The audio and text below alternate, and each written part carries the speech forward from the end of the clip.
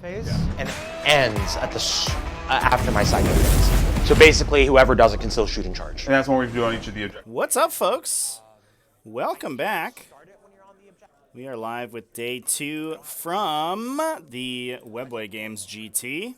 This is the semifinal round, although a little bit interestingly, we have a little bit of an upset so far. In that we ended up with only 3 undefeated after this round. So we have the potential, depending on how this game goes, of only having a single undefeated going into round 5. My Abominant is just going right here. The other finals game is actually Eldari versus Yanari, so we elected to put Chaos Knights, even though it's not technically the top table game. It is Ian, who is undefeated. We watched him in his game against Paul Woodman yesterday take that one down in a really close game against Dark Angels. And we wanted to get him on the stream again against the Chaos Knights in order to get a non-Eldari faction on the table. If he wins this game, it will be some sort of Eldari mirror match in the final round. But otherwise, it could be anything going into the final round. If Omar ends up winning this game, Omar over here on the right-hand side playing the Chaos Knights. So lend him your energy, everybody in chat. See if we can knock some Eldari off their undisputed platform here. How's it going, everybody? Thanks for joining me this Sunday morning. Hope everyone in chat's ready to go. Let's do a prediction. Prediction for this game. Let's do good old Chaos Knights versus Hail of Domes.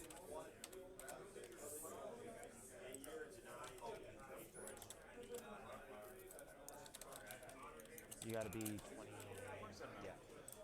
All right.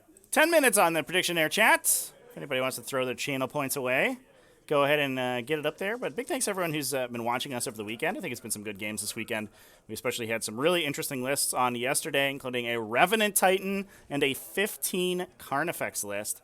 In fact, as players are, I think, taking this event a little bit less seriously than we typically see in GT-level events, just because of the impending release of Nephilim that will entirely change how the game is going to be played. There's been a lot of really interesting and different lists that we've been watching throughout the weekend.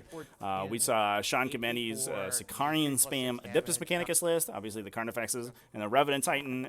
There are a couple of varieties of Grey Knights at the event today, and a Yanari in Undefeated, which is pretty exciting. So I'm pumped for this game, chat. I think I don't know if this metagame will continue going into the Nephilim season, but I kind of hope it does, because outside of the outliers, which in this case are basically just Eldari, we could basically see anything. The one thing that was a little bit weird about today, or this weekend, I should say, is that we didn't really see many Tyranids. The only Tyranid player registered was the Carnifex list. No other Leviathan or Kraken, more standard styles of list being played at all, which is a little bit different.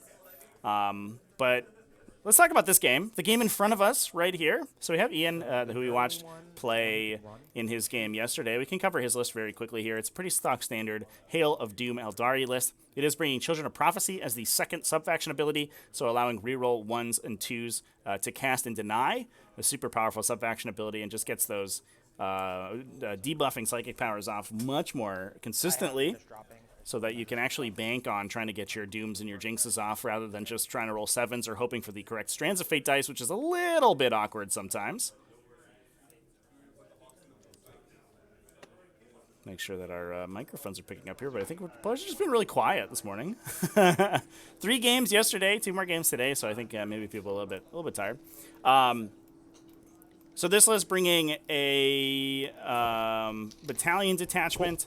That's taking a Seer Council with 2 Warlocks in it, 1 Farseer Skyrunner with the Kurnos Bow combo, so Mark of the Incomparable Hunter and Kurnos Bow to dump out mortal wounds. And we saw that guy deal up to 8 mortals in his game against Dark Angels yesterday, which is absolutely brutal. Basically ripping the heart out of a Dark Angels Terminator, a Deathwing Terminator unit by himself with the correct application of Strands of Fate dice, which is very difficult to come back from. We have a triumvirate of Phoenix Lords. We have Behareth, Karandros, and Janezar. Karandros mostly in there as a little bit of a nuclear missile. If Ian ends up going first, he can deploy Karandros aggressively and run him in to blue something up. Unfortunately, I think against an all-vehicle army, I don't believe Karandros's Scorpion Sting triggers, or his Manda Blaster triggers against vehicles. But I might be wrong about that. He has an upgraded version off of the standard Striking Scorpions, which I know don't. Yeah, it's only his Scorpion's Bite is only non-vehicle units to deal mortal wounds. So he's a little bit less effective against Chaos Knights, and especially since I guess he does have his Claw, which is a 2 damage attack, but it can be reduced to 1 damage if he by the Chaos Knight stratagem. So he might just be swinging his sweep profile, which unfortunately does wound on 5s. So a lot of awkward profiles for him, but he is an objective secured unit, so we might just see him be played to grant objective secured somewhere important and less of a nuclear missile than we normally see. We also have in that detachment 1 unit of Guardian Defenders, that's a 10-man, a unit of 2 units of Rangers, excuse me, with Wireweave nets to reduce charges incoming. We also have 1 unit of Dire Avengers. That's 10 Dire Avengers, no upgrades on them. And then a second unit of 10 and 1 unit of 7. Okay. Mostly there to for their ability to perform actions and make ranged attacks. So you can actually webway those guys in. They can deep strike them on the table. They can do a Retrieve Knockman Data or a similar action, and then also lay down their Withering Firepower with Hail of Doom. We have a unit of Howling Banshees with a Crone Scream and Mirror Swords with Piercing Strikes on the Exarch. So mortal wounds on the charge, plus 10 2-damage attacks off of that Howling Banshee Exarch, with plus 1 to wound if they successfully charge. But to be fair, with the damage reduction stratagem on the side of the table for the Chaos Knights, those 2 damage attacks are a little bit less reliable than you would normally expect. We also have a unit of Striking Scorpions with a Biting Blade on the Exarch, and that's followed up by an Outrider detachment that's bringing the remainder of the Phoenix Lords. But we also have a Farseer Skyrunner with Will of Asuryani. We have a Corsair Void Scarred unit, with a Way Seeker, bringing Fateful Divergence to regenerate CP, as well as 3 Vipers and 3 units of Wind Riders, 2 of 6 and 1 of 3 to round out the remainder of the list. Those Wind Riders with their extreme threat range really making up for the one downside of those Shuriken weapons, the focus on those Shuriken weapons, which is their relatively short threat range. But the Wind Rider is able to advance and shoot with battle focus, meaning they can move 22 inches, I believe, and then fire their 18, so they have a threat range of 40 inches with a pretty solid amount of attacks between access to Jinx, Doom, and Guide, as well as that Hail of Doom buff to automatically wound with a rending attack on hit rolls of 6. Makes those, even just a little shuriken catapults on those Wind Riders, pretty lethal. But with that, we'll talk about Omar Khusrawi's Chaos Knights. So this is bringing a super heavy detachment out of, I believe we have, House Herpatrax. So additional wounds on all of the Knights. I'm going to throw a chest clock on. Yeah, go for it.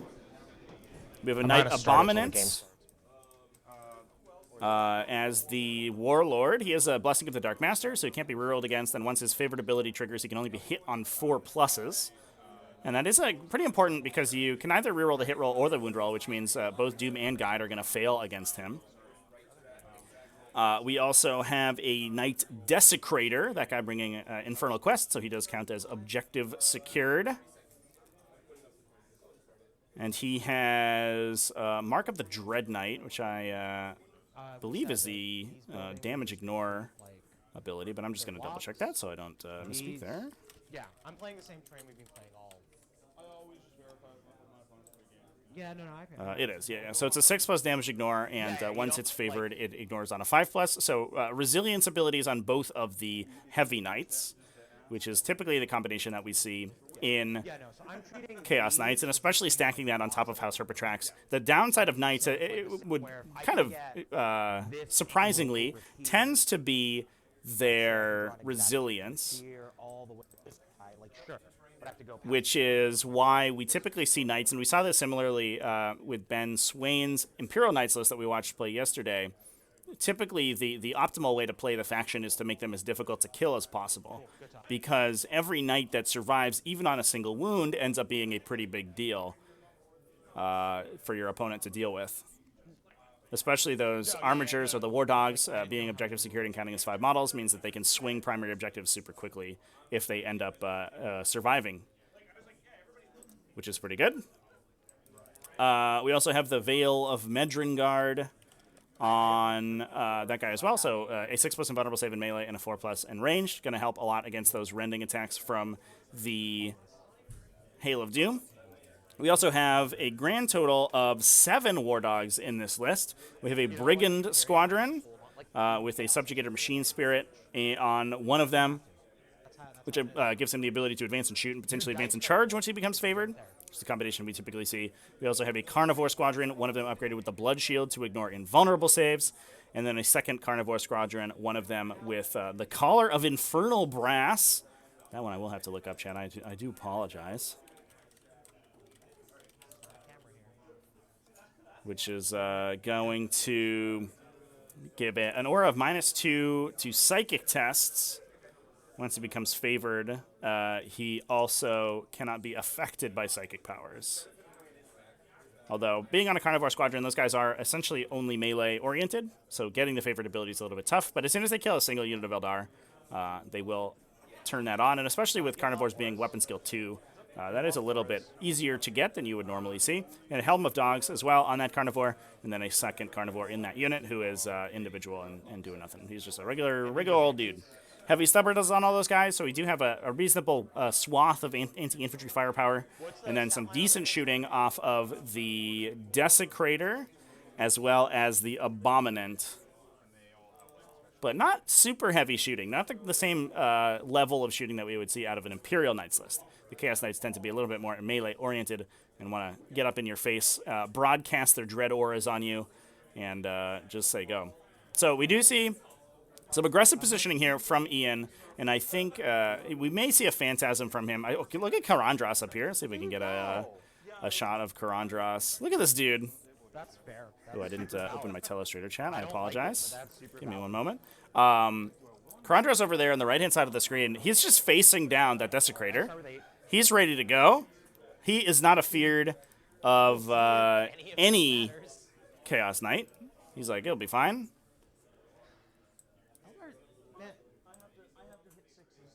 Make you go away. I've seen people roll 6s.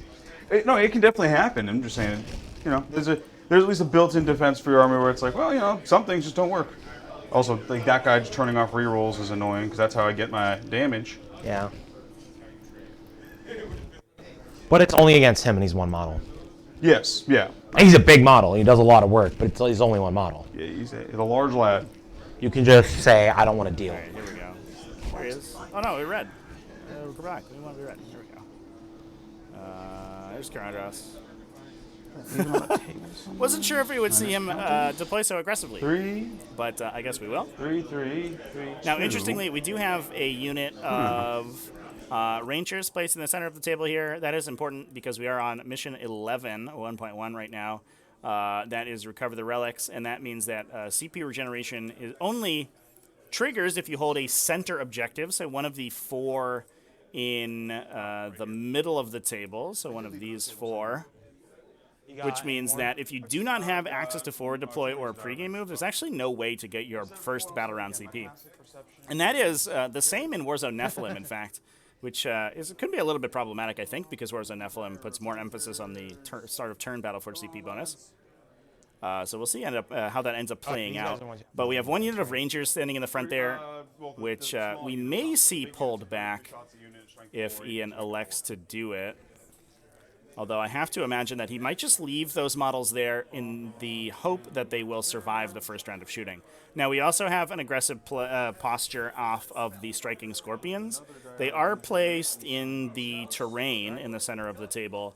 But what they could potentially do if they end up going first, and I am a little bit surprised that we have positioned them so far back, because we could have placed them potentially across this line here. What that would do is restrict the movement of the war dogs moving forward, since they would have to move around the wall already, and they wouldn't be able to advance directly through the center. They would have to end up going around these ruins, which would stifle their movement quite a bit. I play Sigmar with. He plays Night Haunt, which is like a horde army with a bunch of But rules. there is a non-zero chance that those Striking Scorpions end up just peeling back if they end up losing the roll to go first with a Phantasm. And I have to imagine that Karandras would probably leave if he does lose the roll to go first. I'm still surprised that we're seeing Karandras push so far forward. But to be fair, we don't have quite the same access to multi-phase damage in this Chaos Knights list that we did in the Deathwing list that we watched Ian play against yesterday, Paul Woodman's Deathwing, where Paul was able to really intelligently use out-of-phase shooting activations with his Deathwing Ancient to put wounds on Phoenix Lords outside of his own turn. Wow. Which was super intelligent and ended up, I believe, leading to the death of two Phoenix Lords. Or at least it set up Jane Zar to get killed, although I believe she respawned later on. But it did actually kill Karandras in Ian's own turn, which he wasn't prepared for. But Chaos Knight's not really with the opportunity to do that. And like we said, Karandras, or I guess on the flip side, like we said, Karandras not that great at attacking Knights. Looks like a roll to go first here. That looks like Omar taking the first turn. And it will be up to the Chaos Knights to go first. We'll see if we end up phantasming our boys. Alright. I'm waiting on you to redeploy. So Yep, looks like a phantasm getting triggered here. So gonna burn 2 CP to pull some boys back. I wonder if we just put Karandras on going on your end. I think I would like to see that happen. Backwards. Or potentially, if there is I can an move. opportunity to place him What's that? on I can move. I'm just dropping people back here, but nothing that I'm doing for where I'm dropping them is going to be dependent on you. So you can start moving if you want. All right. I guess there are units up against the wall. Yeah, there's a Viper we can see. I am pulling those Rangers. Also. Okay, cool. That might be able to character protect him from maybe not all of the shooting, but most of the shooting. But also he can't get killed in only shooting. Although you do open him up to a smite potentially that could roll a 3 and kill him, but it is a little unlikely. Especially trying to get through a Children of Prophecy deny is always a little awkward.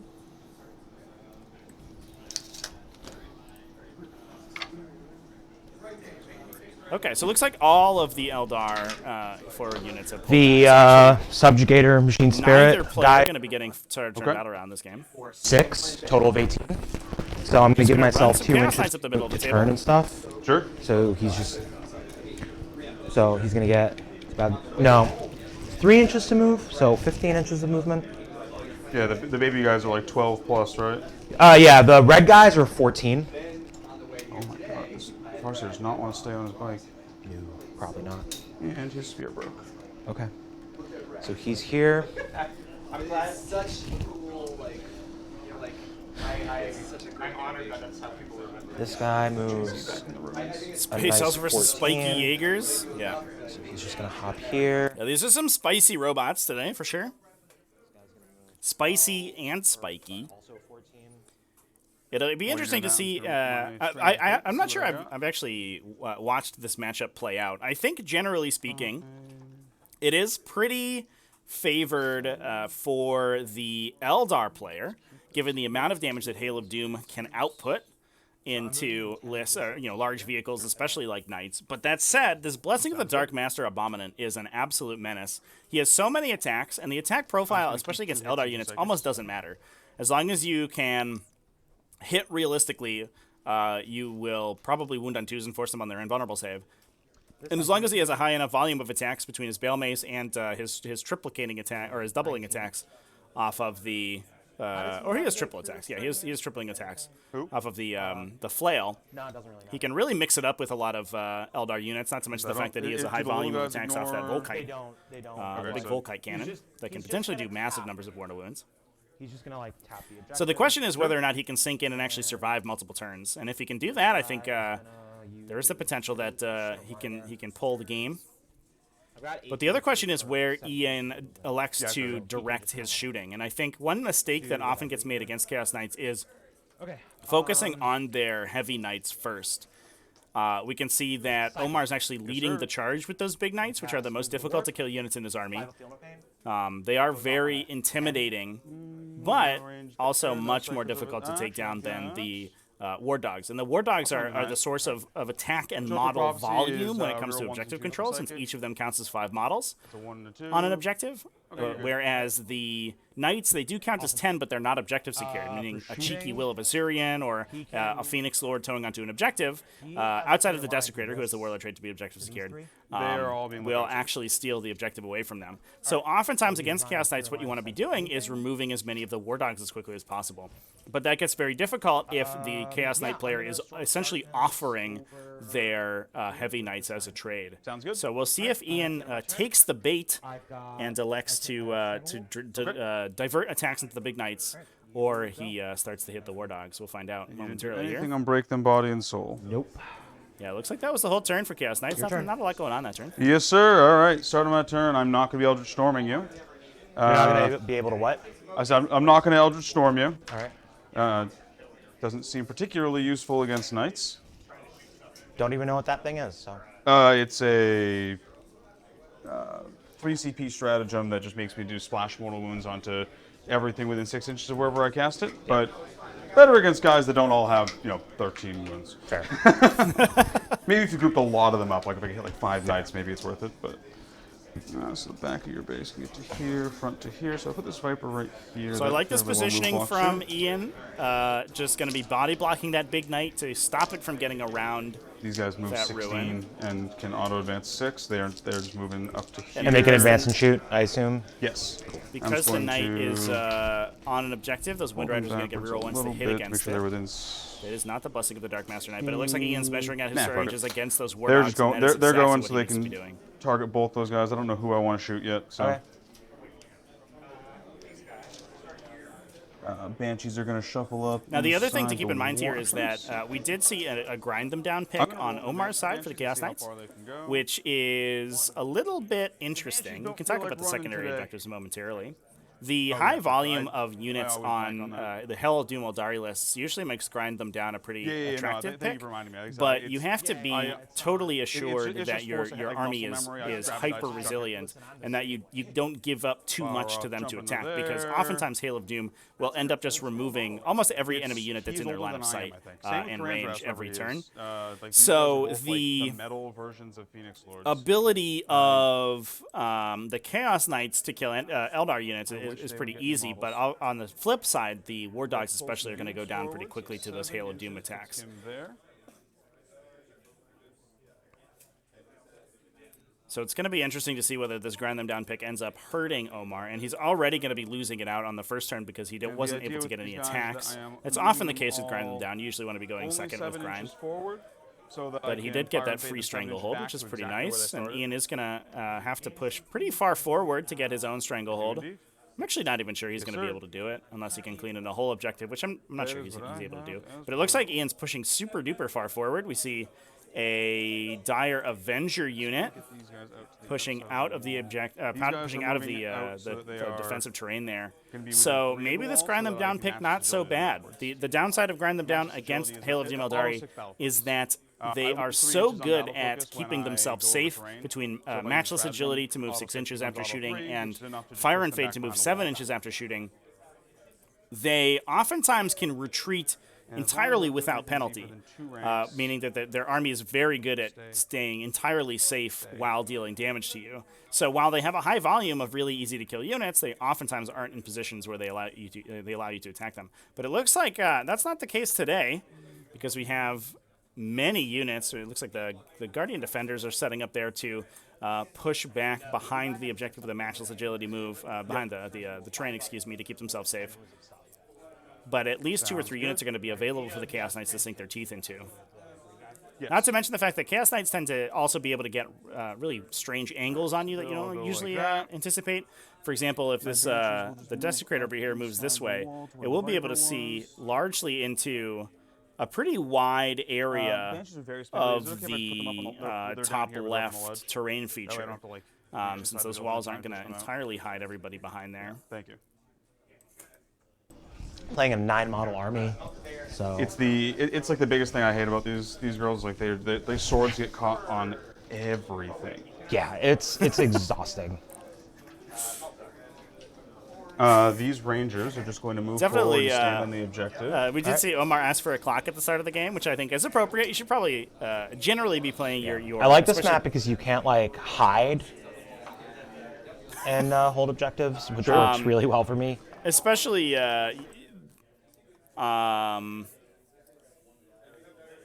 for Chaos Knights. It's or you should be playing most of your competitive GT games on clocks, but especially for Chaos Knights, it gives them a little bit of a buff there because the army is very quick to play. Like Omar said, only 9 models, not too many combat activations happening, and that means that Omar is going to have a little bit of an advantage there, especially when Ian has to fiddle with all of these very fiddly units with very precise positioning in order to successfully be able to place his models for his fire and fades and post-activation movement. I'd rather be safe and not gotcha. No, I feel you, man. I never have any issue going back and measuring. Dire Avengers are going to move up inside the building.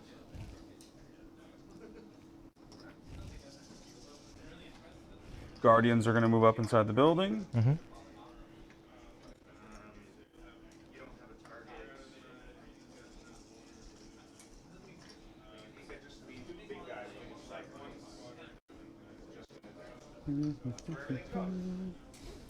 So how are we feeling today, chat? Who we rooting for? Looks like everybody put points on Chaos Knights, by the way. Only 2 people, though. That's way too long Wake of up, an chat. angle. What are you doing? 2 votes? Get out of here. My bikes will stay where they are for now.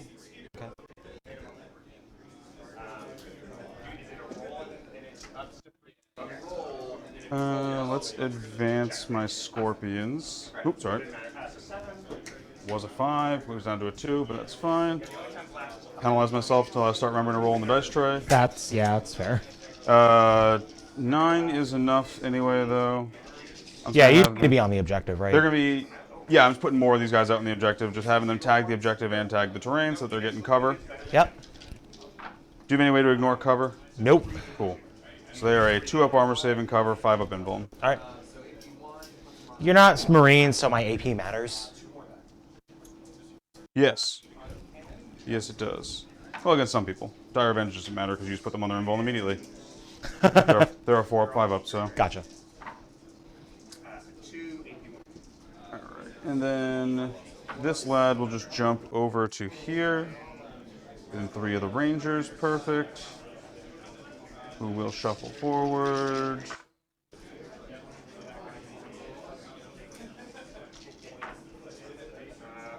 Warlocks shuffle in.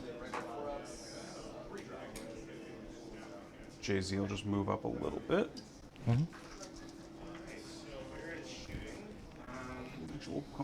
We'll just put Jay-Z tagging over here as well. I'll have them both being lookout third. Jay-Z is just always fights last in combat and -1 to attacks. Okay. Who's this? Janzar. Oh. All right, that'll be all of my movement. Let's do some psychic powers. All right, Brain Blast time. Start off with Corsairs in the back. They're going to be doing Fateful Divergence. Okay. It's a Warp Charge 6. What does that do? Just +1 CP. Okay. It does not go off. Ooh, unfortunate. So no CP regen Let's for go to Eldar in the first green. turn. Green helmet's For going to do both Will of players, in Asuryani. fact. So this is OBSEC. Goes off. OBSEC goes off. Who's it go on? We're going to put it onto the Striking Scorpions. Which one's that? The green guys. Okay. So Will of Asuryani on that. We are then going to cast Guide off of Green Helmet. I'm going to use a Psychic die for this one. Okay. You're not in Deny range of No. him, so it's just going to go off. We're going to guide this Dire Avenger unit, so Alright. they are re-rolling hits. Okay. Black Helmet now. Black Helmet is going to cast Doom. I'm using a Psychic die for this one as well, so it's going to go off on a range of 24, which should be enough. It is. Damn it, Baharoth. Damn it, Scorpions. These guys are all just so old and tippy. No, you're good. Anyway, go. what does Doom do? Doom is reroll wounds. Okay. So I'm going to put reroll wounds against this guy. All right. And There's no one in range for Executioner or Smite, so he's just not going to do his other power. No, there's definitely not in range. They're just going to cast Protect.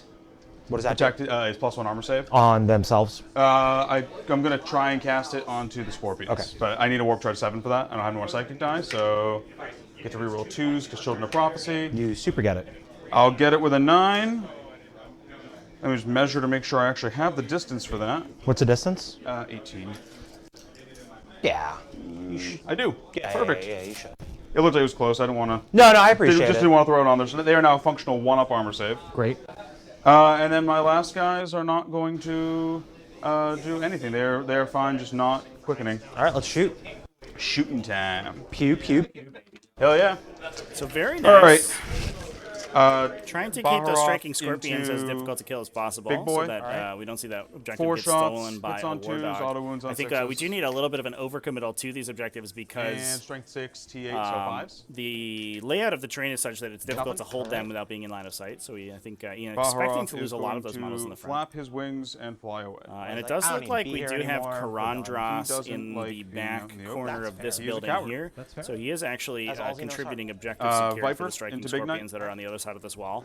So One auto we wound would and need just the a catapult. war dog in there's order to 2 not just AP3. contest the objective, to actually be able to kill some of those striking scorpions How much damage? and 1 clear the damage. rest Alright, of the 6 objective field on opening. top of that, which is a little I difficult. take 1, so I'm at 27. Okay. Let me get my green die out. So I use green die, or blue die out. I use blue die for the big guy, green die for the other big guys, and I put the rest on the armatures. Sure. Do you count up or down? Down. Okay, cool.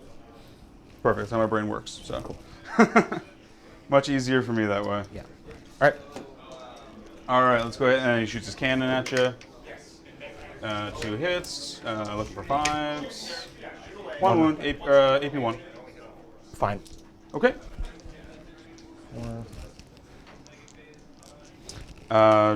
Bike squad right here. Firing their 12 shots into him. Okay. Yeah, the ones with tabs. The workplace with tabs are 4. Yeah, there we go. They are 3s rerolling 1s All right. because you are on an objective. So 3 wounds right off the bat. Yes, sir. And there's 2 1s in there. Nothing. Oh, I get to. No, they're not guided. No. So I get to reroll this 5. If I don't hit it, I do. So that's 1 AP1, 3 AP3. It's all the same. Okay. It's how much? 4? 4, yeah. All right. 3 All go damage through. 1. Yep. I take another 3, so I'm at 24. Sounds good. So I'm counting down on this blue thing on this white thing for the big guys. Yep. it'll be blue die for him, green die for him. Sounds good. Dire Avenger Squad number 1. Actually, I have to do this the other way around because the back squad has to get out of the way so that the front squad can get through. Sure. So front squad is going to shoot them. 33 shots, no rerolls to hit, full rerolls to wound. Okay. This is 20. So 3 so far. 3 so far. Just gonna roll these wounds, and I'll roll the other 13. Yep. And then these are going to be 6s only. So another 2. And another 2. 3. 3. All right, I'm just gonna roll these real quick. Go for it. AP. AP 4. Cool. So I take. Dire Avengers are AP high. Got it. I take 6, and I take 6. Sounds good. Cool. I'm at 18. Oof. Invulnerable save's not 13 coming through more. there for Omar.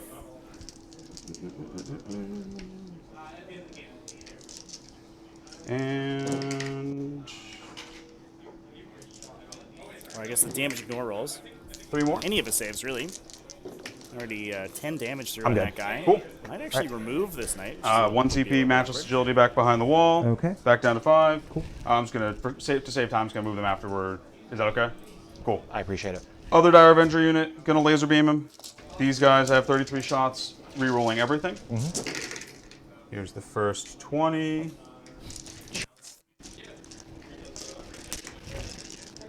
All right, Ultramarines. If it works, right? Yep. Yes. And then Rerolling everything. rerolling everything. So 2 more. Those go to there. First 20 is 7. Yeah, I take 3, sorry. Okay. Yep, I take 3 more. So down to 15. Yep. 6. Slowly but surely, whittling that away. Almost 12, halfway dead 13. on the Desecrator at the top. Just gonna move these out of the way. Yep, thank you.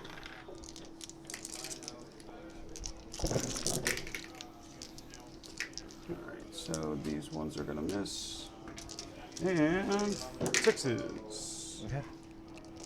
And 6s. So 6 so far. 6. I take another 3. Okay. I take another 2. All right. Down to 13. Hey, Yep. finally a damage go to the And they are for going to that guy. battle focus. All right, anything else? Is he alive though? Looks like we may be out of Did I give him range guns. for Kronos' bow? I did not. That's dumb of me. The Eldari. Oopsie daisies. I guess not bow over there. shot. Let's move on. And Yeah, we'll just have my rangers Good just shoot stuff. some plank shots at. So between Veil and your Petrichard for the little dude. 4+ This guy here? vulnerable Yeah. save, Pop in a and CP for +1. the Dread Knight for 6+ damage ignore. We were able to survive with that big knight, and I do wonder if that was the correct allocation of attacks from Ian, because obviously I think with the amount of firepower, he certainly could have killed the war dog that was standing behind that knight and removed that opportunity for objective secured. But now that knight's gonna ram in. It's not even bracketed at this point, I don't believe, and it will be able to start clearing out these Eldari units with aplomb. Just 1 for the cannon. And no damage has been dealt to the War Dogs, which is, I think, Omar's very excited about. If Omar ends this game with a bunch of War Dogs remaining, I think he'll be pretty happy, since the War Dogs are point for point going to be dealing more damage and holding more table space than the Big Knights will against this particular Eldari army. They don't have any really big, huge, hard targets for the Big Knights to be able to sink their teeth into, so having the many smaller attacks from the War Dogs helps Omar infinitely more. 2 more damage. All right. 2 more damage total. Yeah. All right. And then I will get shuffling behind the walls. For those guys. Yeah, they're just retreating back to their home. All right. But that will Peeling be back that my Dire Avenger squad. turn. So their only leadership? donating 7. 1. Okay, they're now leadership 6. I'm gonna Terror Shades these guys. Okay. So roll 3d6 because he has Aura of Terror. Yep. And I spend a CP to do that. So it's 3d6 drop lowest. We're going to try to deal some mortal wounds 10? to the Yep. Rangers on the So there are center. 4 mortal wounds. Ooh. Clipped a bunch of them. May actually lose the last Right, one and then morale. to morale. Oh my Roll god. 2d6 drop the lowest.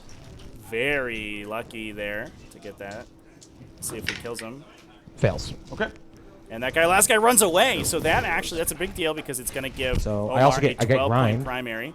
I wonder if he's going to use a Storm of Darkness. And then End of his start opponent's turn. of round. Oh, does Break Them Body and Soul score on my turn, or is it turn or round? So that will actually score each battle round. Omar. All right, so I get 1 So for Break Them Body that and Soul. one Yes, sir.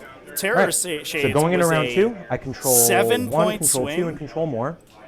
I gain 8-point a swing. CP. Wow. This is clutch right here. I just want to say What? that is he a bike? Yeah. He's a vehicle. Oh, he's a vehicle. Yeah. Rude.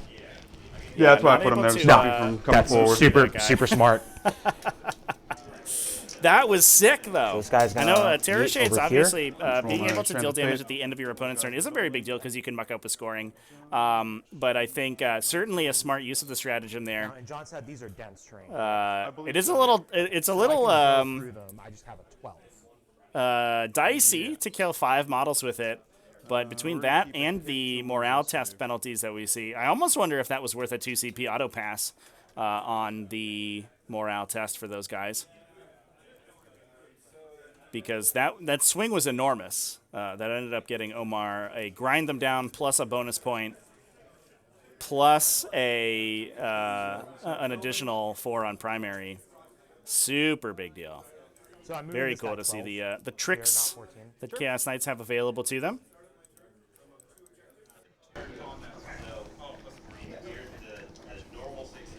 Get in there, lads. Stop falling over. Happens every time. Yeah. So Titanic ignores Dents. Yes.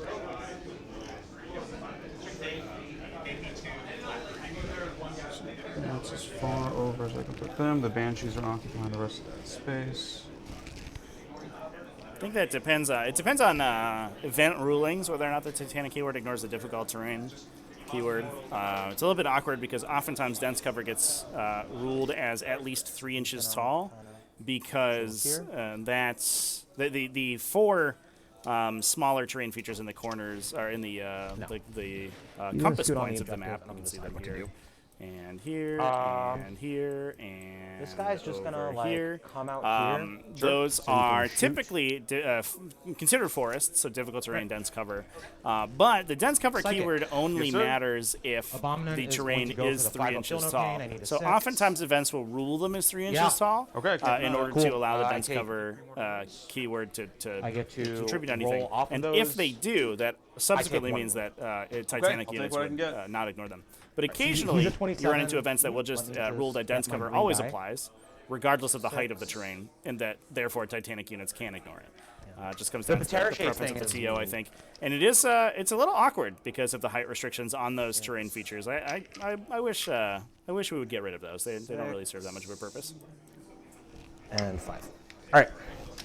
No, 3. You simply would not keyword that terrain that way if you did not intend then the he's going- keywords to work. what's his But, leadership? you know, it is what it is. 7. All right, he's gonna cast Vortex of Terror on him. Goes off on an 11. I'll Sure. try and deny it. Can't deny it. All right. So he's just -1 leadership. When he wants to attack or shoot, he has to do a dread test. Sure. At the start of round 2, I'm doing the Geist one where basically if you fail a dread test, your charges get halved. Like you have to roll it. Yeah. You have the number on the die. Yeah, You feel that, dread yeah, test. yeah. I got you. Cool.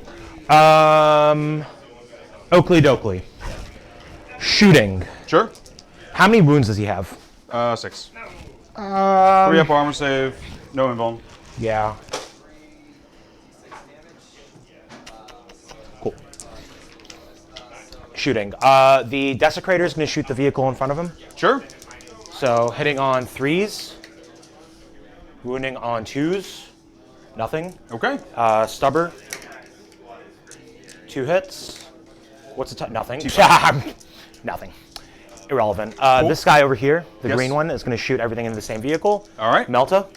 1 hit. Rerolling the 1s because of Helm of Dogs. Sure.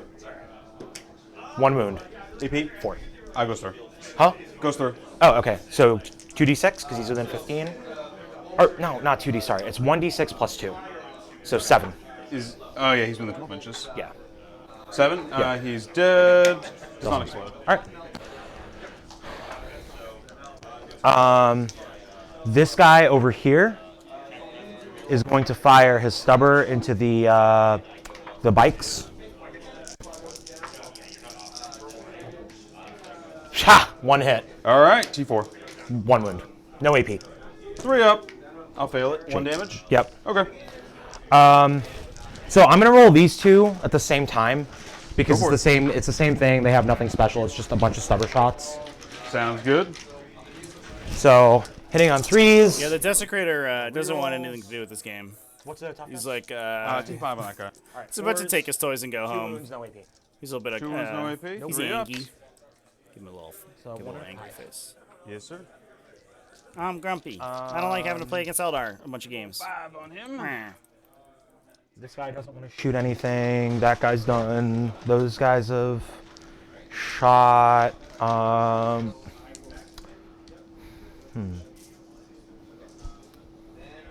It is funny how often knights, despite the fact that they are such like a big centerpiece model, that mostly they're there to look good, but given just the mechanics of the actual model itself, oftentimes they just get rotated in funky ways. one of the idiosyncrasies of games of GW games, I think. 8-6. Definitely Six a does benefit of vehicle facing rules when those existed is that the vehicles always faced the correct direction. But that doesn't happen so much anymore. Bit of a downside. I do wish that we would maybe change some of the mechanics to make the game look a little bit more cinematic, but it is what it is. Looks like charging onto the Eldar home objectives now. The real question is whether or not we get into those striking scorpions onto the left-hand objective.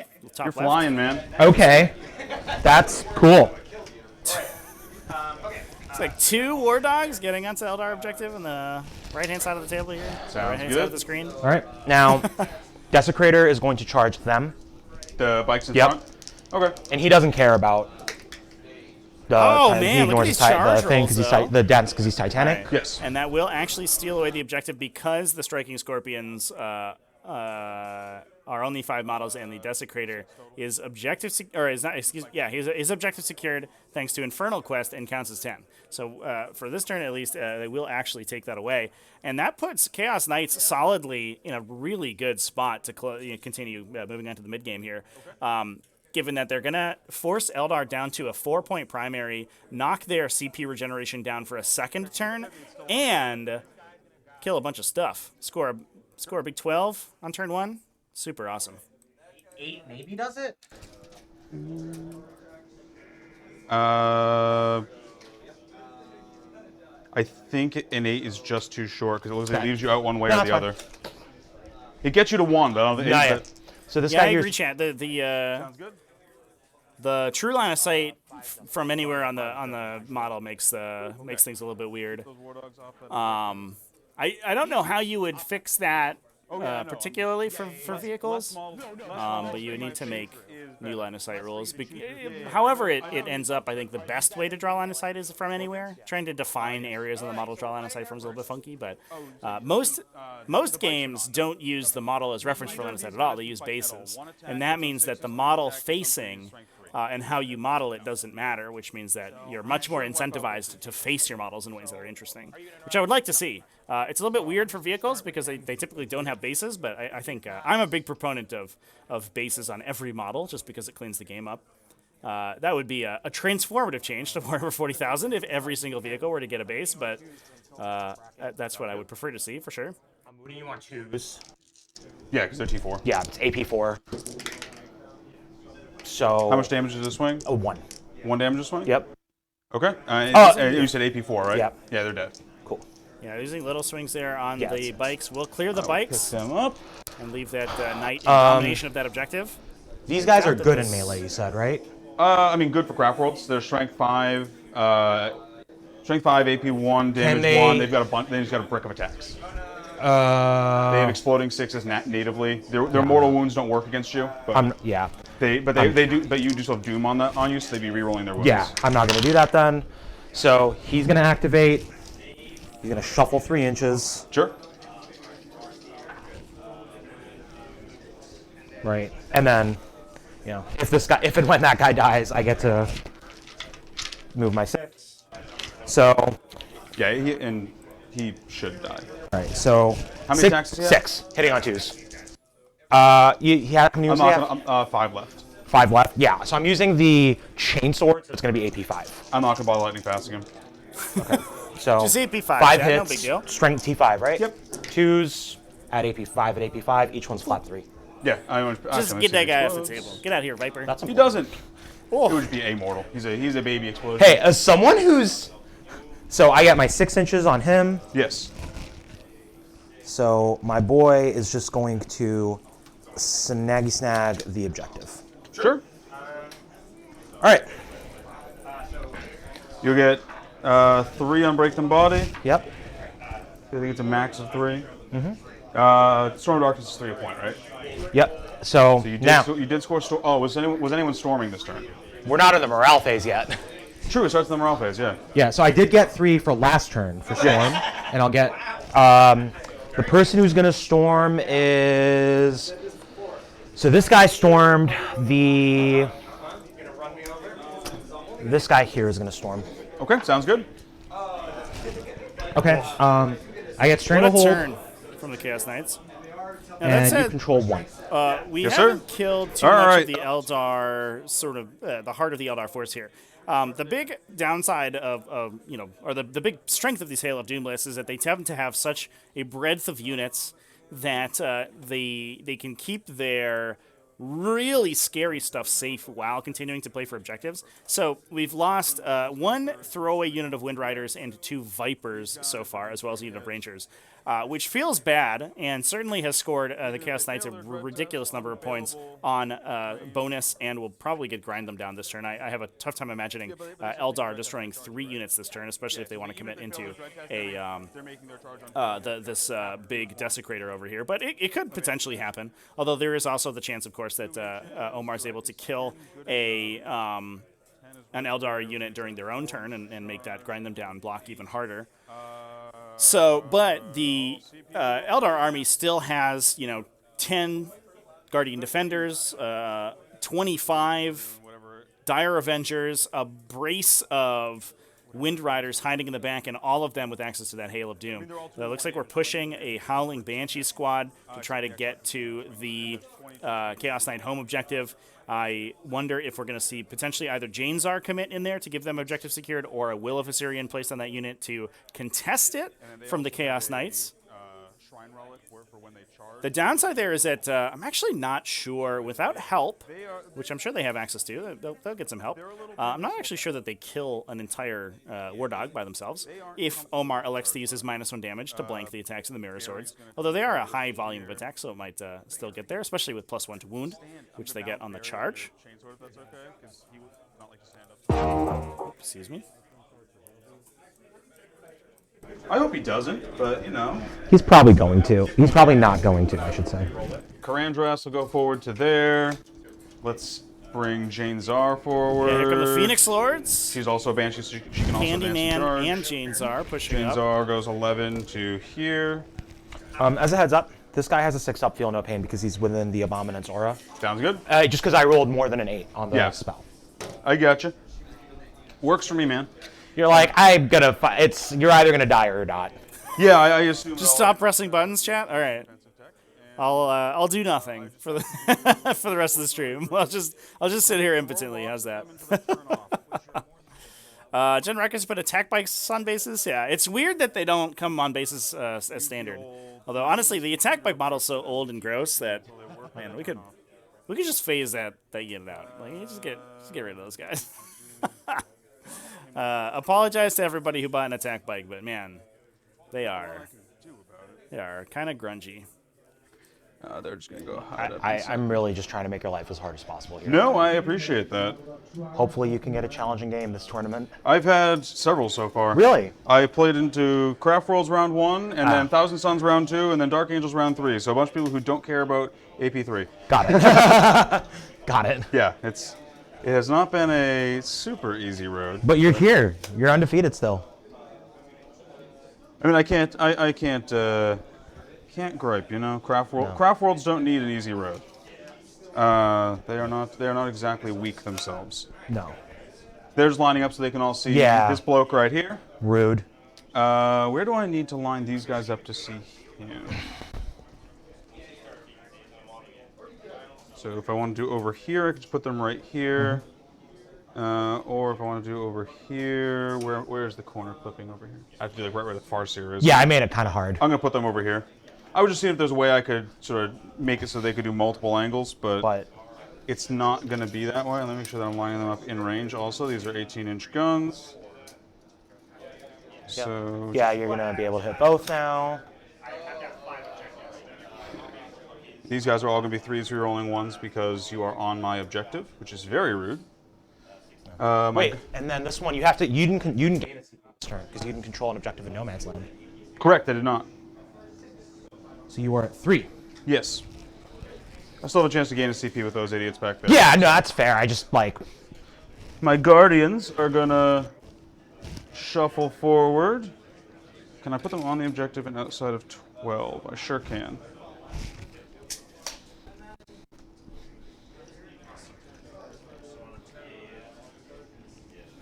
All right, Guardians. So, sorry, the Banshees over there. The 22 attacks are 1 damage each, right? 12 of them are 1 damage each. The And- Exarch has 10 attacks at 2 damage each. Okay.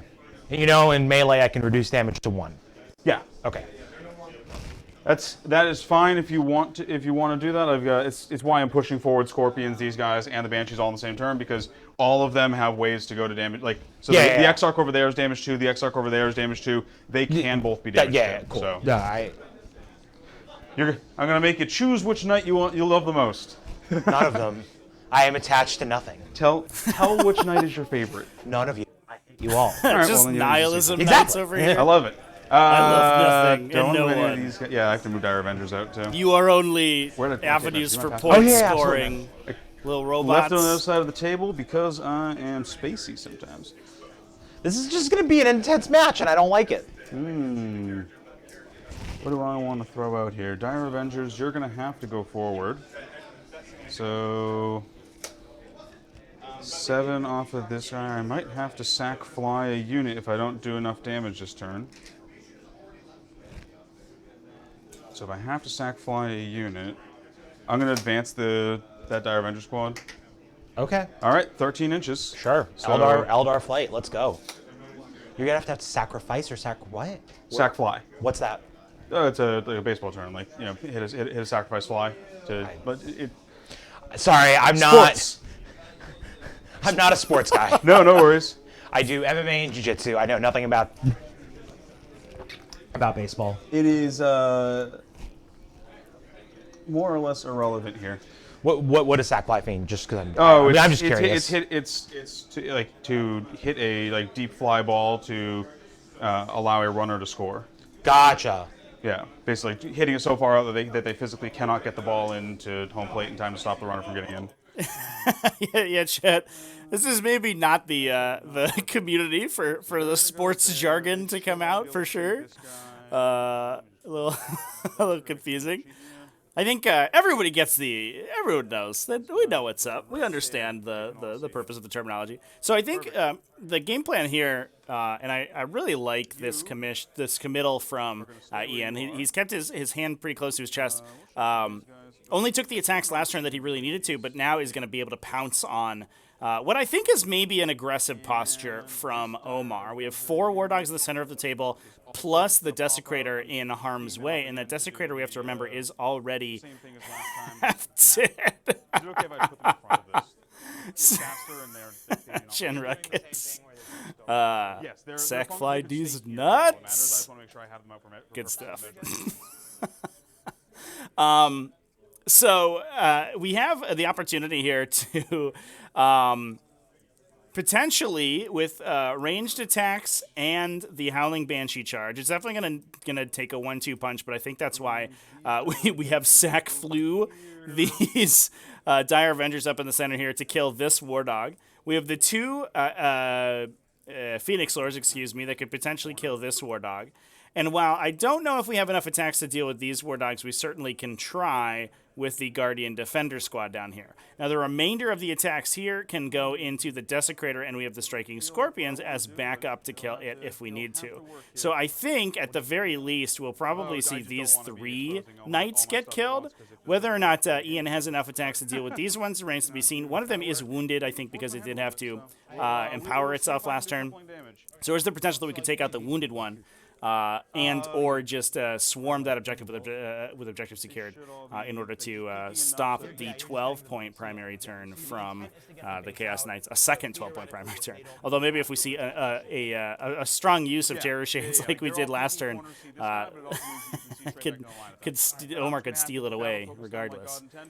And if they roll a 3 or less, then they go nowhere. Cool. All Yeah, right, Chad, for psych sure. time. Yeah. All right. So It definitely sounded like it was an actual 40k game mechanic, definitely, and especially with how often Eldar abilities get abbreviated. I've seen people abbreviate lightning fast reactions. So, they call it like LFR or lightning or something like that. Like Hail of Doom becomes HOD or HOD or something. So you can definitely see that there would be some weirdly termed Eldar stratagem that would be called Sack Fly. reroll 1s Are you within 24? of your big guy. Yes, 100%. So 8. I'm going to not CP that. Okay. So then I will jinx the wounded one. Okay. He's got a 6 up, feel no pain, so he can do it. Let's go ahead and go back to my Corsairs. They're going to cast Fateful Divergence, see if I can get me a CP. Yep. I do. Look at you go. We're going to go to Green Helmet. So you're at 4, right? Yes. Okay. Green Helmet's going to cast Guide. All right. Guide goes off. Let's go ahead and slap Guide on this Dire Avenger squad. All right. He's going to cast Will of Asuryani. Goes off. May. What do you need? I need a 6. All right, so it goes off. Who's casting that? It's Green Helmet. Oh, cool. Green Helmet is going to obsec this Dire Avenger squad. All right. I don't need line of sight for any of my powers. Yeah, the Will of Asuryani I just cast have is a really Crushing big Orb, I think, deal. but I never take that. Sure. Did we put it on the Dire Avengers? That's interesting. Quicken, Not the Howling Banshees. Restrain Warlocks are just going to smite. But the Desecrator is objective secured, so we Goes do off have with to an 8. Who's he smiting? hedge our This guy? bets there. Yeah, All right. close Roll. target they can see. So Yep. 3 damage onto him. He is at now 11. I'll take it. Farseer on a bike is going to cast Doom. Looking for a 7. Get it with a 12. Cool. Farseers can't perils. Yep. We are going to Doom. What does Doom do? Reroll wounds. All right. And it goes to 24 inches on a cast of 10 or higher. I'm going to Doom this knight back here because All he's right. already pretty beat up. No, Wait, he's not Chat, you touched. should You haven't touched this guy. No, I'm saying you should see Omar. I think Oh. I'm saying, like, he certainly looks like a have confidence in my guys to be able to practitioner jump for sure. him Chat. enough to I don't disagree. I don't disbelieve him make him whatsoever. go away without dooming him. He is a Then I'm gonna big cast dude. Executioner, which is also looking for a 7. Oop. 1 and a 2. Yep. Got it with an 8. And we are just going to Executioner. One day we'll get player What does that keys. do? It's just Someday D3 mortal soon. wounds. It's Support D3 the mortals channel. and then D3 mortals if I we kill can get a some stream model, upgrades but on it here. Yeah. doesn't work. So it's just smiting issue. Targeted smite. 3 mortals. 1 mortal. All right, I'll take it. Down to 10. All right. And that will be it for my psychic powers. Let's go. Let's do some Shooting. Let's do some shooting. All right. Who's shooting first? I'm just gonna start over there and work my way over here. All right. So- all right. Bike squad Which bike squad? that's out in the open. This one here? Yes. So they've got to roll a dread test. They're just shooting at the target, the closest target. All right. That doesn't matter. Yeah. Bet. All right. What's the AP on their stuff? 1 to 3. All right, I'm popping a CP, Sure. And he has got a 4-up involved. Sounds good. So I see 5 or 4. Oh man, what a shot there That from looks those like Wind Riders. 6. And then Yeah, they that was a reroll prescient ones use of the because you rotating are ion unobjected. shields. Sure. I have 4 more shots to do after this. Keep That's that 24 War shots Dog to do. alive, hopefully. Crossing our fingers. T7, so wounding on 5s. 3 more. 4 more. And then... Oh.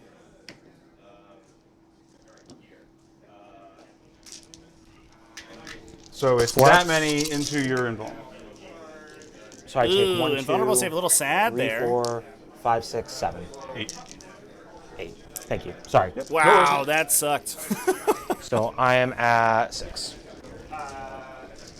Survives, Next. but only just. And next bike squad, into that Jinx same down guy. on the All right. other War Dog Second on that verse, objective. same as the first. So it looks like we may actually I, lose both these War Dogs talked on the if the wires. damage ignore rolls don't go well 2 for sixes so Omar. far, only one Because one that in this second draft. War Dog is in range Rolls of into the a hit, Abominant and they pull the and his misses. damage ignore aura, as we talked about. Looking for 5s. 1, 2, 3. And then the additional 4. Reroll that 1. So that's how I'm just gonna reroll these. Sure. So I take 5. Okay. I have a wound left. My man won't die. We will see about that. All Just right. about making just one more thing you have to deal with. Yeah, no, I got you. I just have to figure out a way to kill him. I was hoping he was going to die. Proud of you, bud. I'm going to battle focus that unit. The The second bike unit. the one in the back. Yeah. 5 inches, perfect. Look at you go. That is kind of what I needed there to make sure. Xeno's That, cowardry, just right there. listen, the Eldar didn't get to be 10 billion years old, or however old they are, without running behind walls. The Eldar birthed a chaos god, and arguably the worst one. Yeah. And they feel really bad about it. No, they don't. Dire Avengers are going to shoot the one-on-one on one Eldar wound. didn't get to be 10 billion There years old without running is by. 7 of them, so they have 24 shots. No rerolls for these guys. That's the kind of commentary that we're here So for. there's 1, 2, 3 so far. 3. I'll just roll these as the Fails. additional 4. And then these guys are also winning on 5s. I died. Okay, cool. Does he explode? Nope. I love it. All right, you scored 2 from Bring It Down. Get the tally started. I'm going to try and battle focus them. If I roll anything less than a 4, they don't go anywhere. They don't go anywhere. Awesome. All right, Guardians. Who are the Guardians? In the black painted armor guys. Those guys here? These dudes right here. Oh, it was these guys you were shooting. Yeah, Dire Avengers just shot Bet. them. These All right, guys let's going go. into Wounded Dude. 20 shots, 3 All right, rolling moment ones of because they are truth. on Can we take that second And they're Warthog out? Shurikens? Yes. So 2, 3.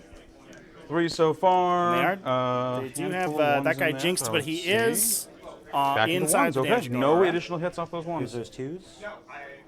Yes, 2s. And then these are going to be 5s. 1, 2, 3. There we go. Yeah, 6. So I'm looking for 5 ups. So I take 2, so these are going to be 6 ups. I only take 3. Cool. Okay. Very My nice. man. That. Well, I have other stuff to do to try and deal with him. Yeah, right. fortunately, Ian has let's do positioned the himself easy so he has shooting. a second Dire Avenger Chains squad that are- can shoot in there and try to kill him. Does she have range this way?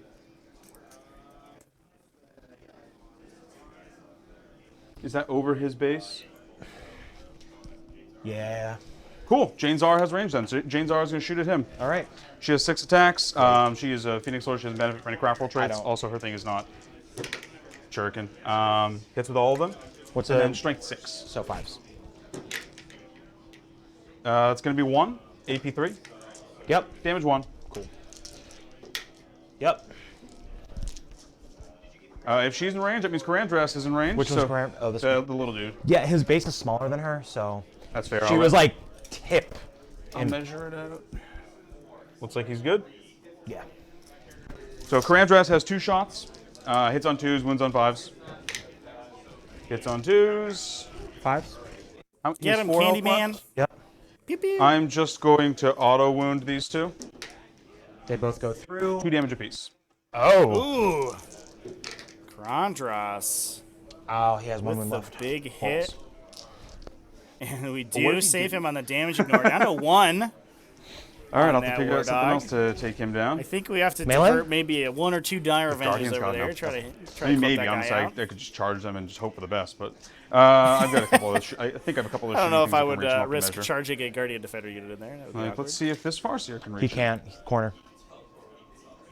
Oh yeah, corner. He can't. He's outside of 18 inches anyway. So Farseer cannot reach him. These Dire Avengers might be able to. All right, Dire Avengers. I think it's up to you guys. They can. How many Dire Avengers do I want to commit to that? Let's skip over to here for now because I don't know how many I need to send that way and how many I need to send this way. The downside there is that any of these Dire Avengers that redirect Shuriken their pistols attacks into is big less dude. attacks going into the Four Desecrator, of them, 'cause the which we have to Exarch remember does does not have one. its No hit. damage ignore, Baharov, and the big dude. less attacks going into the War Dog on Omar's top right here, which will help soften it up for the Howling Banshee charge, because I think they are going to need the help to be able to kill it. 1 goes through. Okay. You will have 12 attacks at strength 8. That will give a flat 3 each. Let's do that. Yeah. Shuriken cannon. Shuriken catapult. Okay. So catapult. So we're going to see if we can do it with the Viper. Those mid. Just Chucking it divert up our the tread. 3 attacks from the Viper there instead of trying to gamble one, with some maybe Dire three. Avengers. It's cocked. Yeah, as it's super shit. cocked. Not fine. And then the cannon going into that dude. Just 2. AP3. Fine. Wow. Okay. Brutal. All right. Let's put my Banshee's Shuriken pistols into this guy. All right. 4 Shuriken pistols. Exarch does not have one. And this is going to be 5s rerolling. Why are they re-rolling? Just curious. It's into the Doom guy. Oh, right. Goes through? Just 1 damage. Okay. He is at 13. Oh, actually, Barhart's gonna stay and fight in case he needs to. So I'm actually not gonna Cloud Strike him away yet. Okay. Mortal Wound Pistol into Big Bloke. All right. I'm going to auto hit 1 of these, so that's 2 mortal wounds.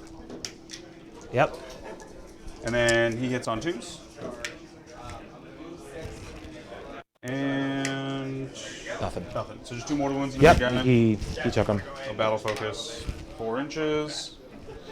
Well, I know you're going to shoot him as well. Yeah, that's fair. That's fair. He's just gonna go an inch to here. Just get a little bit safer, a little bit further back. This is not going exactly how I had planned. Oh, how many wounds are left? 7? 7, yeah. 7 wounds left on this guy.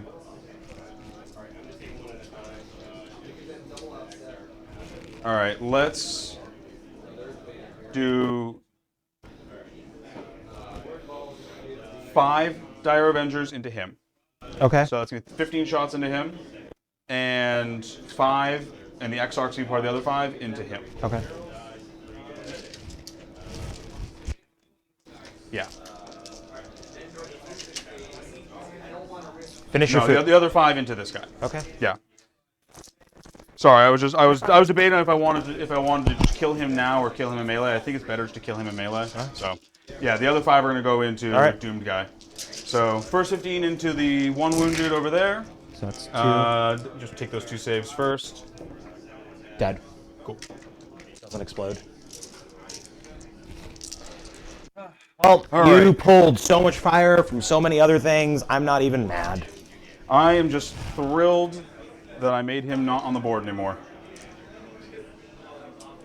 Yeah, and then the other 12, 18 go into this guy, because the Exarch has 2 guns. Yep. So this is 17 die, 18 die. No rerolls on the hit. So, No, I'm sorry, these guys are... This is the guided unit. This Yep. is the OBSEC unit. So no rerolls on the hit. so 1 wound.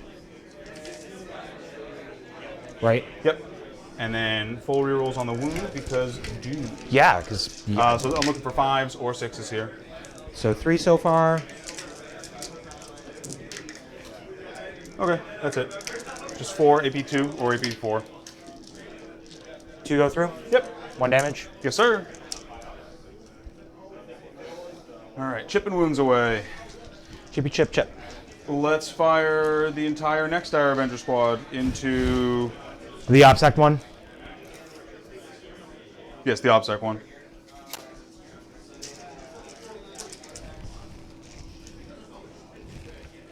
So he's at 11 wounds left. Banshee should pick him up in melee. I'm going to fire them at this guy, and I'm going to Blade Storm them for 1 CP. What does so that they do? have exploding 6s. How much CP are you at now? I should be at 2. All right. Because those guys matchless Yeah. ability behind the wall. Those guys are Blade Storming. So this is exploding 6 to hit against this guy. They're rerolling all their hits. They are not rerolling wounds because they're not going into the Doom guy. All right. So redirecting our fire to the Alright, so So 6s is a Warthog wound in and the then an back extra roll. here, Yes. which I'm actually a little bit interested about because it does mean that we have less attacks into the Desecrator. The Striking Scorpions aren't phenomenally powerful against the Desecrator, and Behareth is fine, but not that great. So I'm actually interested, because if that Desecrator survives, we do have OBSEC on the Dire Avengers on the objective there, so it's not the end of the world if he survives, but he will be able to basically just generate additional value for Omar. All right, so that is the first 20. What's the AP? This is all AP2 or AP4. All right, so So I think it all puts you on your 5 up. Yep. So I take. So it was I 5, saved 10, 3. 12. All right. On him? On Yeah, him? it was 12 saves off the first 20 into him. Yeah. So I took 7 of them. Okay. 20 It's attacks. 1 damage each. Yes, sir. Dealing So he's 7 7 damage moves to now? a Okay. War Dog. Absolutely wild And damage then output we will from do these the Halo Doom. other 13. All right. Tell. That's why this army is so powerful. so Although far. wounding on 5 certainly helps. If it was Come back, tough to guys. say, it would be much more difficult to shoot. Hiya! Strength 4 weapons. Ooh, that's Look a at all these 4. 6s though. Oh. So that's going to be 7 explosions. Okay. Oh my god. These ones are misses. These ones are nothing to wound there. And then 1, 2, 3, 4, 5, 6, 7. The explosions. 2 more wounds. So that is 2, 4, 8, 9. So I take 1, 2. So I take 4, 5. He's 2 wounds. All right, that worked out about as well as I could hope. Ouch. Yeah, Alright. 12 damage piled into that guy from the 1 Dire Avenger squad. But we're running That's dangerously all low of my on shooting, I attacking. believe. Yeah, I think All right. that's Charge, it. charge. He'll put his 4 shuriken catapult or 4 Avenger 4 bite catapult shots into that guy. I can talk. All hit. 5s. 1 wound. Go. 1 damage. Oh, it's the AP on it. AP3. Okay. Cool. All right. Charges? Yes. Baharoth charging Big Lad. Sure. Behareth in the corner he's down here. an unfailable charge. So. Yep. And we do have will fight get in. last effects that are going to be applied to this night there. and this night. So this is Make in fact sure I'm not basing him. Scorpions the only charging him. charge that will really matter. They make It'll it. be interesting to see Scorpions who do make attacks it. first here. The striking Scorpions probably generate slightly more damage because they have a higher attack And volume. these guys But are going to base him. on the flip side, if we allow an interruption Banshee's into charging Behareth, him. All right. he might take a phase count of damage before he gets away, but it might not be the end of the world for No, So- that's really bad. Roll your leadership The Banshees? because they're charging, and it matters here. Okay. So oh, you're fine. So now, Their leadership 8. yeah, leadership 7 now, but you're fine. True Gex -1. So charge. 6 inches.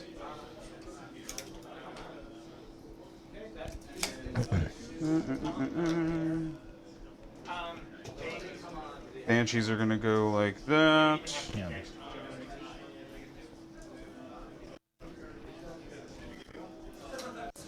Jane's are charging.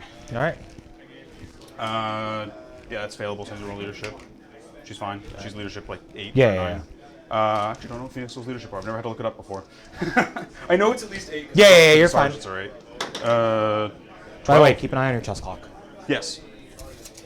So this is my long turn. After this, it's going to be significantly less. Karandras.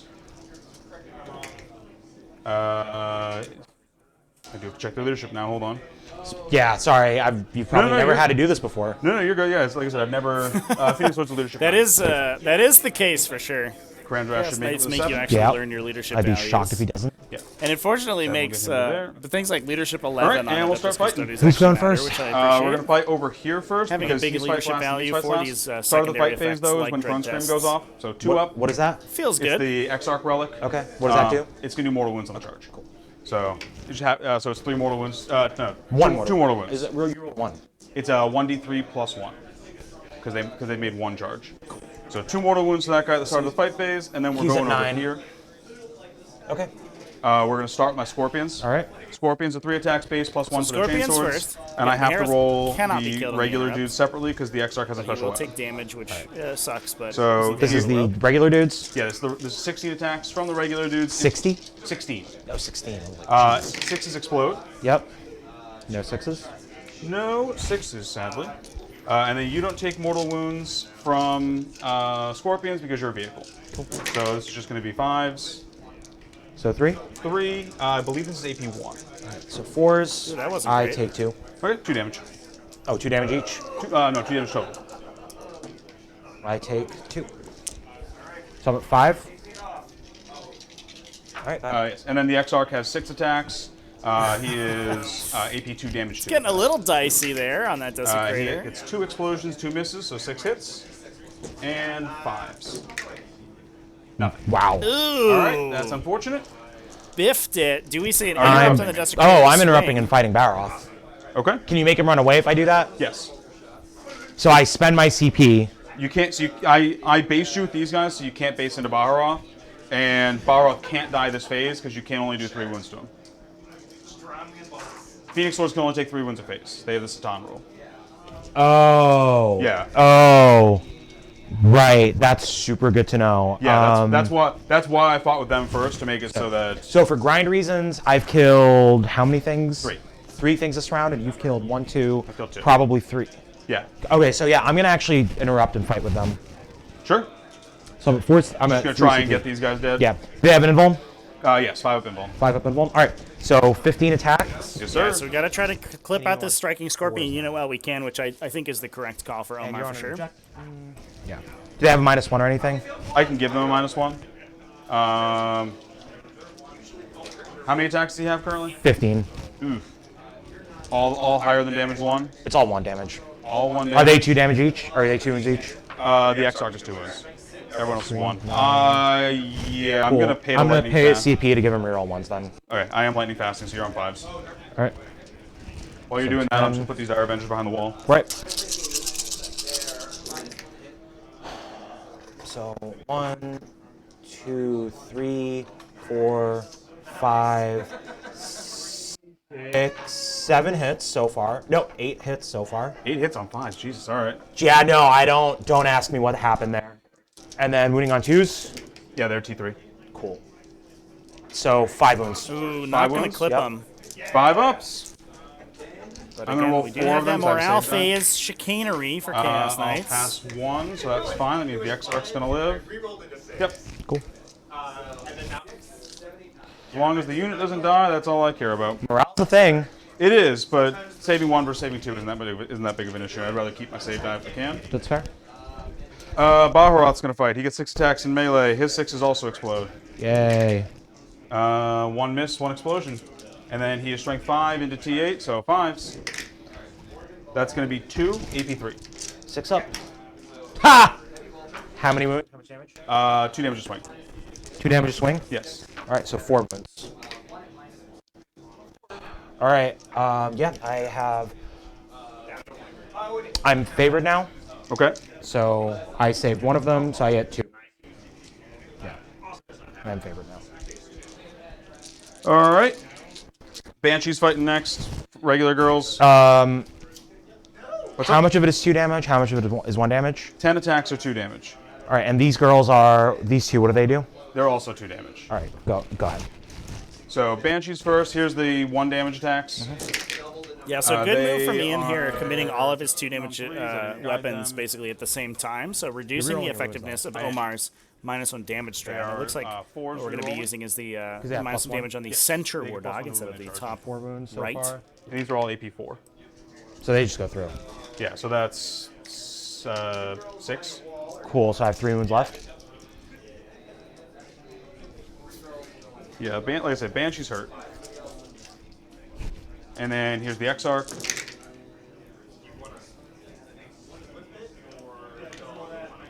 And you will get a save against these because the Exarch is AP3. Nah. But you're probably still dead. Yeah, I mean, unless That's I can. 6 ups. All right, can I make 3 6s? I made 4 6s. These are all damage too. Oh, Yeah, shit. because she's the Got piercing strikes one. So it doesn't matter, actually. You thought. All right. He's dead. Almost Does survived. explode. Nope. Actually would have Thank been God. wild. Can make him. No explosion, but that will still retain the objective. It doesn't matter for Chaos the Knights sake of. Oh, you're not tagging me in because combat. the Nope, additional just piling War Dog towards you. is, Cool. objective secured. Oh, yeah, Doing a little, Just move getting blocking, in his you know? way means that he doesn't have. Not able to push towards the leftmost Eldar objective. Jane Zar will fight next. 6 attacks. I'm popping a CP to make him -1 damage. Okay. And there goes the -1 damage on They all the hit. center Jane War Zar Dog. hits with all. Wounding on 5s. 3. 3. AP3. So 6s. They all go through. 2 damage apiece. 1 damage apiece. Okay.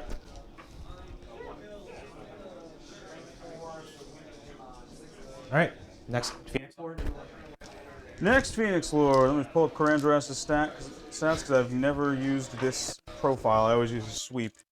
All right, so we're using these ones are just going to go through with each one that he hits. Wait, what? Well, because he's AP4 with these, so every wound goes through. Yeah, every wound that gets through is just going to Go through. Got it. Okay. No, you know we're still you're already -1 damage, so we're still going to make sweeps. What am I doing? Give myself extra attacks. 12 attacks, 6 explode. What's the strength on these? This is going to be strength 5. Okay, so Yeah, strength 6, so it's still 5s. No explosions. Okay, that's unfortunate. And then this is going to be on 5s. So, 2. So 2 AP2. they both go through. 1 damage each. All right. So I get to fight back now. You do, yes. Well, right, the middle War who's Dog squishier? survives, which They're I think the exact same profile. does Both T4, give both 2 up, 4 ups, Omar both 3 the wounds of phase. opportunity to Who ha- push oh, for Oh, it I'm sorry, and actually, bring them down. Carandra's definitely If he squishier because can Jane's clip out are that last striking is Scorpion -1 to hit exarch. always. She's also giving you -1 attacks. so I'm at 5 attacks. Sure, yeah, whatever your base attacks Yeah. is, you're 1 less. All right. So into him. How many was the? You can only take 3 of them. Yeah. Jeez. I'm still at my top bracket, so that's nice. And I'm moving him on 2s. 3, 4 at AP4. 4 ups. 3 damage. Yeah, so just phase caps Karandras, looks like. I'll CP Flinks him reroll for that his and 3. just use my save die. Cool. So you are at 0. 0. Bet. Okay. My turn. Yes, You do not get stranglehold. I do not. You got 6 for bring it down. Round 3. Oh, and you get how much for break them? You get 3. Yep, so I killed 3. I get control 1. Oh, actually, wait. get Morale morale. phase. Yeah, Morale phase. that's important. What's their leadership? I put them outside of 12. Or they should be at least. They're super not. Huh. All right. Because to get them outside of 12, you have to get them outside of the objective. Sure. I thought when I was measuring that I could have got The them outside. Abominant did Terror Shades the back edge of that objective last turn. I guess so it I would be was tough for eyeballing them it to be because on the objective the without back the- guy. Was that your intent? Yeah, I was trying to put them outside. That's 12. fine. If I have to take guys off the objective, that's fine. Cool. I was intentionally trying to make sure they weren't going to get Okay. tested into oblivion. All They are right. not So very you've got, good. yeah. So you've got to pull. He should be fine. He's super not, man. Like, Sure, because you put the so I'm not. I'm like on top of my model here. yeah, but look, it's 12 inches with him to spare. Oh wow. Shit. My bad. All right. So I control 1 and 2. No, actually, how many bodies are here that are? Oh no, you're fine. Yeah, they're obsec, and I've got You owe me morale on him. yes. Yeah, that's important. Yeah, of course he is. Oh, Yeah, but there's makes it- 10 in there. Yeah, 10. And they're so all I've got- OPSEC. They're obsec. These guys are not, but I have 12 on the point currently. So all right, I control 1 and 2. All right, let's go. Okay. So didn't quite get the grind that turn. Lost He's 3 just War gonna Dogs. And walk killed 3 over here. units in Omar's Sounds turn. good. If that Striking Scorpion had run He away, that is would have been going the last to 3, and the next 3 points on Walk on over Grind. here. Who's falling back? But we do, I don't believe, score Stranglehold again for Ian. And he has not Sure. yet attempted a Warp Ritual. And I have a strat to let him charge and fall back.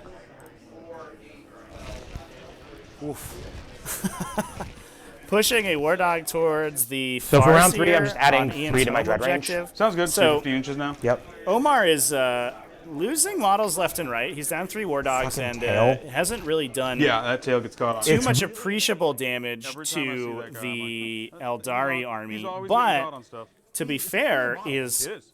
dramatically ahead on objectives. Again, outside of Warp Ritual and Bring It Down, I mean, most of the objectives no, he that should. I Omar is currently right here. denying Right here. the Eldari are basically non-repeatable. Yeah. The Warp Ritual has to start being attempted this coming turn, otherwise it will not be completable. And there's still an Abominant in the center of the table that's going to be able to deny any Farseer that gets up in there. So Ian's, I think, hoping for some big Psychic Phase dice on his Strands of Fate to try to push through that Warp Ritual Psychic test, but it's still a little dicey. And if he loses one, if he loses this cast on it, he's actually immediately down 5 points, which could be killer. I think Ian's at the point here where he's looking to try to wipe out the Chaos Knights army in the next turn or two. Otherwise, the scoring will be spiraling out of control for him. And if the Knights are able to continue to keep him off of the center objectives, he's actually going to be losing out on CP so hard that he's going to lose a lot of access to his stratagems as well, which could get really awkward. Vortex of Terror. What am I strands of fate this turn? These seem important. I'm going to Vortex of Terror. These guys. Sure. 10. Big test. Okay. I'm keeping a psychic, a hit, and 2 saves. Sure. Yes, so we do have the psychic what does test Vortex dice of Terror there do? for, It's -1. that Warp Ritual attempt. It's -1 leadership, and they have to make a dread test when they want to. It's on me. Oh. Oh no, it's all right. I put it on me the second. Second my turn hit. I don't. It's -1 leadership, and when they want to make a fight or shoot, they have to roll dread test. If they fail, they're -1 for that phase. Sure. Hit. What did it go off on? A 10.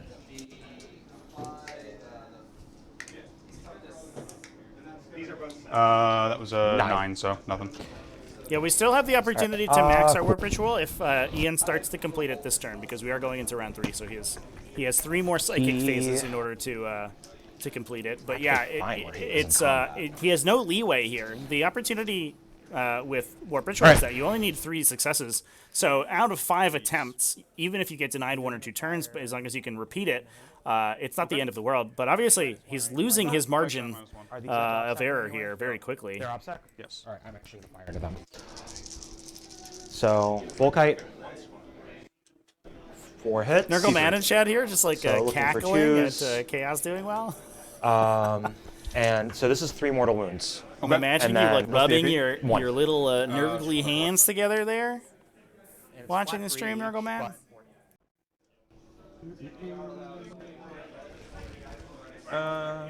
Ooh, starting to bully these Guardians down as At some well. point, see if they can somehow. That You never know.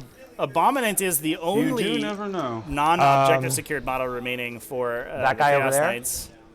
He's gonna So fire. it is important if with a his single 2 Guardian is survives, remaining, they he's will gonna take fire the objective everything from the into Abominant, your but I have to little imagine dude. that the Abominant's about to So he's turn him getting into a well, powder. the guy's in combat with. Oh, this guy. Yeah, He's yeah. gonna end with 6s now, So nothing. and nothing. Cool. I'm about it. Yeah, vehicles have a -1 in combat. Yeah. Yeah. That's fine. All right. So, end of my psychic phase, I score 3 for Storm. Yes, sir. 3. This guy over here is going to fire everything into them. Okay. Can you see if he's within 9 of the? I don't think he is, but yeah, Nope, definitely he's not. super not. All right, so he's hitting them on 6s. Okay. Melta? Actually, no. He's going to start. Okay. So, One to be hit. Meltas, they hit, Very hit. T3. goes through. 1 goes through. They have aspect warriors all the 5 pinball. Sure. Fail it. Stubber. 3 hits. Sure. T3, right? Yes. 3 wounds, no AP. 4 ups. Fail 2. Chain cannon. 3, 4. 1, 2. Looking for 4s. You're -1. Rude. Banshee. And T3, right? Yes. 4, AP2. 4 AP2. All right. We've got 4. It's 1 damage each. Save it. Fail it. So the XR can't die here from this, so we will just roll these. And I'll pass them both. All right, that guy over there is going to fire everything, looking for 6s. Yep. So 1, 2, 3 hits. Sure. 2s. 2 wounds, AP2. Damage. 1. Failing. Cool. This guy here is going to fire everything into these guys. Sure.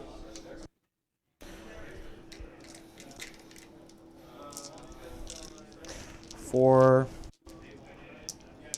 6, 12. Sounds good. No, it's 2 CP, 2 charge.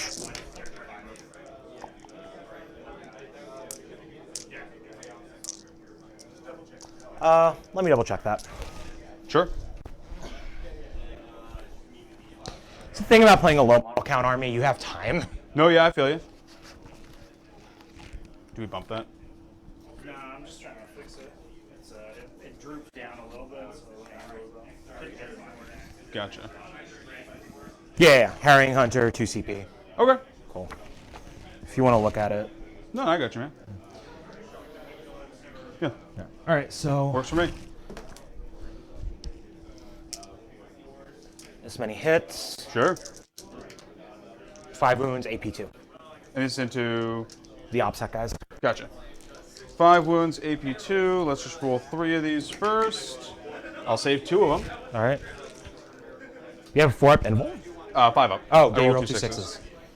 I wish they had a 4-up invuln. That would be sweet. 2 Meltas, 1 hit, no wounds, 4 stubber shots, 2 hits, C3. 2 wounds, no AP. None of them in cover, so just 4. Yeah, I need to save my saves. 4 ups. Save 1. All right.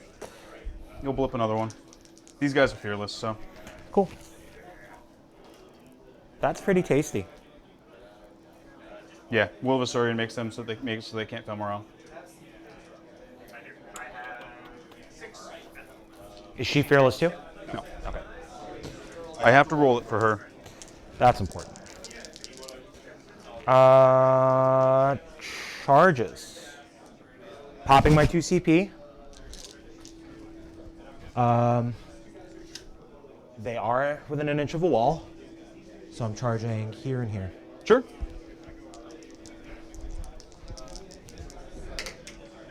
I make it. Hell yeah, man.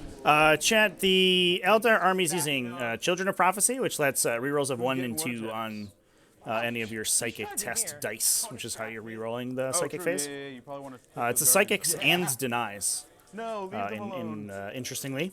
They're nice boys. He makes it. Yeah. What's up, boys? I believe you would have made that with Snake Eyes. So. Yeah. Now, is she any good in melee? Ish. And they're 2 not. There's a lot of attacks. And she's 2 attacks, hits on 2s, wounds on 2s. AP 1, 2 damage a swing. Hits on 2s, wounds on 2s? Yes. What's your invuln? 4. How many wounds? 6. Okay, so we're doing 3 attacks into her. Okay. Yeah, it's a really good sub-faction ability. I think, 10 dire Avengers back there. I mean, it's fights with Masterful Shots for the second place, the second slot there with Hail of Doom. But I think it's certainly one of the better ones in the hitting on faction. 2s. Especially with how Avengers are going to psychic-oriented defend also, Eldar so tend to be. No, yeah, that's fine. I'm going into her. It's right similar now. to So like 2 ultimately hits, getting their +1 to cast in the first test. wounds. It's Okay. a really good. 2 saves. Just, Cool. Beth Hedger. Dire Avengers. They all hit. They all wound. AP 4. 5 of them. Yep. I'll save 3. Cool. Champions of the Imperium. Do these guys have an invuln? No, there's a 4 armor save. All right, so I'm going to be hitting you 15 attacks, hitting on 3s, rerolling 1s. Yeah, want just 2s. roll the attacks, and if 8. enough get through, I'm just gonna pick them up. So I'll get to reroll 1s because Knight Diabolus. Yeah, definitely. They are- I think anytime, not being an Eldar player, but anytime I see Eldar on the table that don't have that psychic test, that psychic phase buff, it just- definitely feels what much I'm gonna do scarier here Yeah. I'm going to than normally. use my 3 inches. Yep. I just want you to see it, right? Oh, sorry, I'm organizing my stuff down here. You're fine. Yeah, go ahead. So I'm going to use my 3 inches because I'm about an inch from the wall. So I'm going to hit the wall. Yep. and then angle close, and then use another 2 inches to angle closer. I just want to make it marginally, like I want to make it so you can't necessarily walk through the wall without tagging me. Yeah, that's fine. And having to like just come out to see me. Well, it's line of sight. I think it's like this wall. We can figure it out. Yeah, I think I can see you over the top, but like these guys will be able to see me over the top. These guys have to move more and expose, and yeah, I want to make your life marginal. I totally understand. Okay, you get to fight with your one striking scorpion. I'm actually going to fight with Barry first, I think. Oh, Barry's still in combat. Okay. Yeah, because I didn't fly away with him because you didn't die, so that's fair. I was like, I need to make sure he stays. So Barry is going to go first. That's 2 misses and 2 explodes, so 6 hits. All right, looking for 5s. Here they are. I don't have any wounds. Did he get stuff from charging? No. Okay. That's 5 AP3 wounds. All right. How many 6-ups can I roll? Nah, I dead. Okay. Do I pop? Jeez. All right. 2d6 inches. Sure. For 4. 4. We'll just get everything over here. Yeah. All right. Let's start with Barry. 1 mortal wound. All right. Let's start with the green boy. 3 mortal wounds.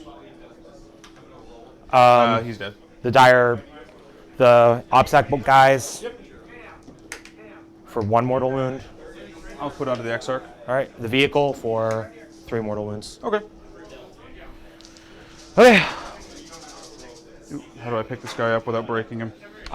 He's pretty sturdy actually. So that's 3 points for bringing it down. I didn't want to. No, I appreciate it. No, I appreciate it. Didn't want to pick him up and just ruin your life. I appreciate it. Okay. And then for Barry's consolidate. Wait, what? Oh yeah, he gets to teleport. Teleports when he consolidates. Cool. And you owe me morale on her. Yes. What's your leadership? 8. All right, and you lost 4. Yep. And it's -1, so it's 7. Yep. So. Yep, she's gone. I never get 2 charges out of her. That's fine. 1 charge. End of the morale phase. We're gonna Storm of Darkness here. Okay. Let's do some stuff then. All right, my turn. Yeah. Jane Czar is advancing. 14 inches. Yep. You control 1. Oh, actually, I get to get back to my farce here. And no, I'm gonna leave my Dire Avengers out. Cool. 2 hits. They're in combat. 2 wounds. I pulled casualties to get them out of combat. Oh right. Okay. Gotcha. So it's 2 wounds, AP 1, 2 damage apiece. 1 goes through. Okay, 2 damage. That's fine. All right, and then I got how much for breaking body and soul? You killed Scorpion. 3. You killed them, and you killed Banshees. So yeah, 3. And I got stranglehold. And then I need to kill 2 knights this turn to block grind again. Yes.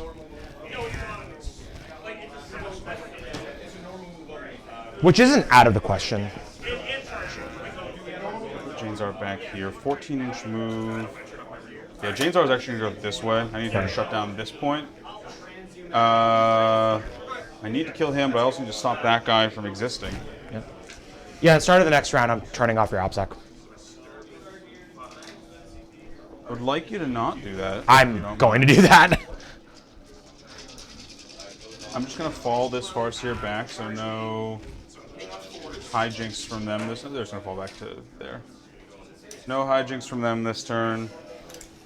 Karandras is going to move backwards 7. He's going to probably have to scalp hold that thing out. Actually.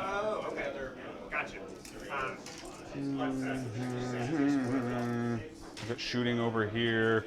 Karandras is going to go just to here instead. He's going to try and do something about your big fuck off knight. I don't know what he's going to do, but he's going to try. He's going to try. That's fair. We're just going to put some Dire Avengers onto the point.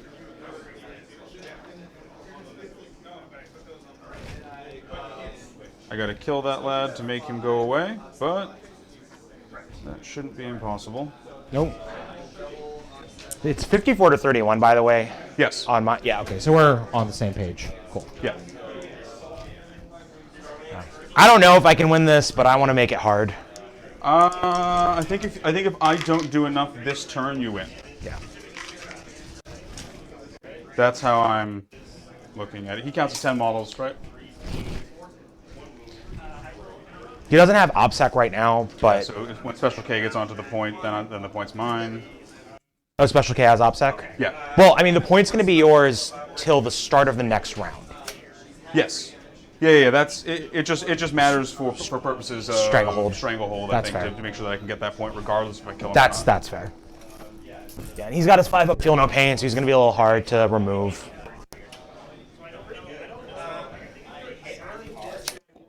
All right, time for my bikes to go do bike things. So Okay. 22 inches forward.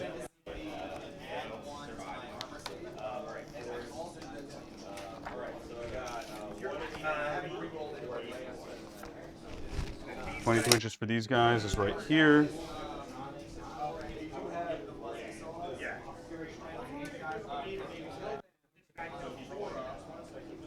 Dire Avengers. Hey, by the way, this wasn't relevant at all, but it should have been this to go. My intent was to bring it to this part of the thing. Do you mind if I borrow it? Yeah, go for it. Dire Avengers Advance 6. Traitors. It's a blue dice, blue for Zinch. Yeah. Zinch just wants chaos. No, it's true. Like, you know what? Let's see what happens if they run really far. I don't know. Yeah, I mean, I don't have CP, so. Yeah. Dire Avengers run out to there. These guys are just gonna step back to here so they can see him and they can see him. I'll Yep. figure out who they want to. You'll make it work. Well, can they actually see him? Because this room's blocked off. Remember, like these are like walls. Yeah, that's what I'm thinking.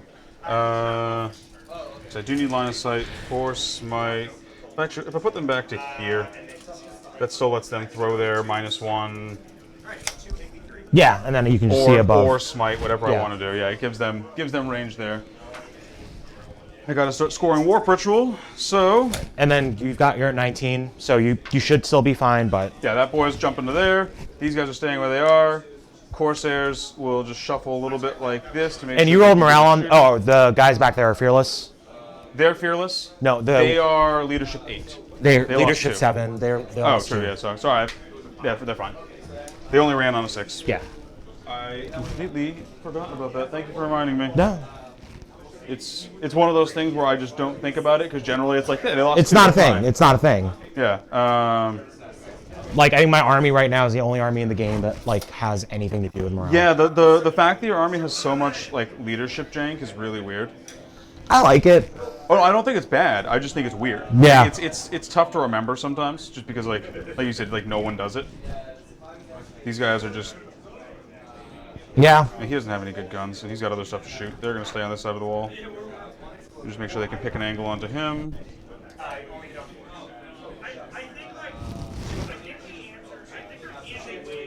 I think that's all of my moving. All right.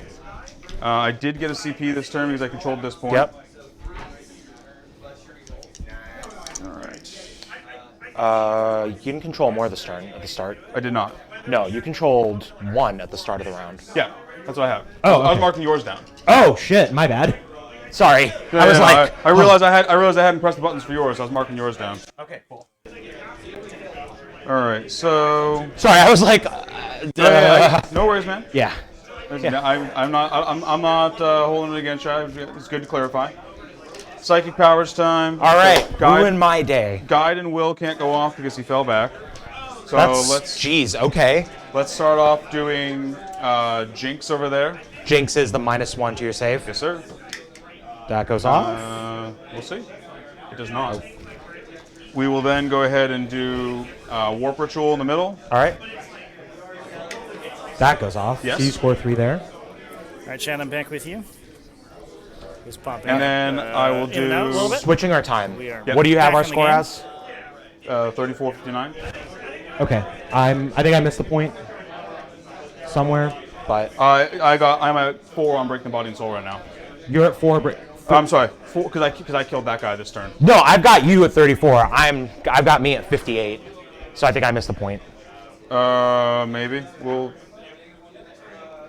I don't know. We can figure it out after. I'm doing it because we're on my time. Oh, okay, that's gotcha. no. I switched. That's why I said switching time. Let me see here. I have you as getting 12s 2 rounds. Okay. And then a 1-3-3 on Break Them Body and Soul. 1-3-3 break the body of. And then I have you at 9-3-6 on secondaries. Okay, I did not get a 1 on break the body and soul, and 9-3 what? 9-3-6. 9-3-6. All right, we're okay. Yeah, I missed the 1 on break the body and soul. Yeah, because you killed them the Ralphs, remember? Yeah, I forgot about that. You ready? Yeah, I'm good. Back to you. All right. I will spend a CP to allow him to cast a power in addition to a psychic ritual. So you were at no CP? Correct. Cool. We're going to cast Doom. All right.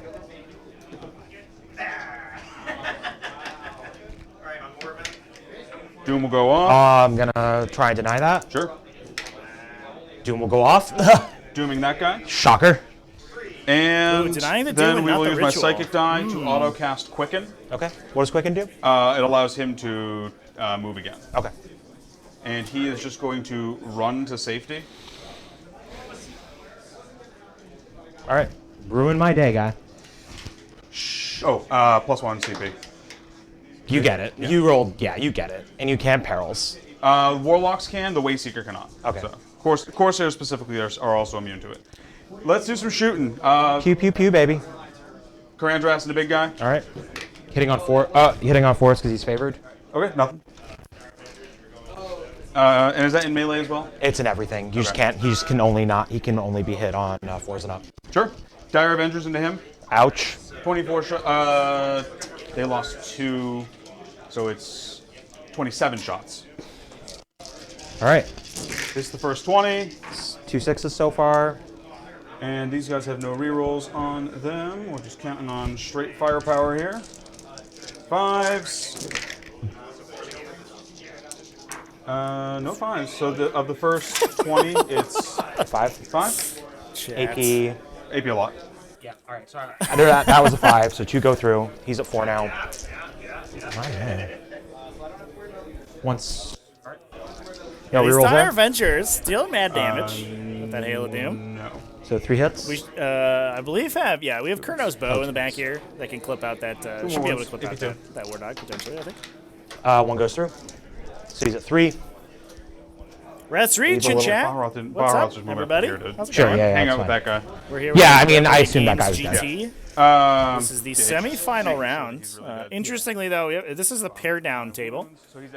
So we are going to determine whether or not Ian, the Eldari player, is going to go into the final round undefeated. And right now, Omar, the Chaos Knights player, is actually giving us a master class on how chicanerous Chaos Knights can be. He's using morale phase effects and dread tests to clear enemy objectives end of turn, and just putting immense amounts of pressure on the Eldari, which has made it really difficult for them to score their secondary objectives, which is just killing them right now. But they are probably about to inflict a massive amount of damage this turn onto the remaining Chaos Knights.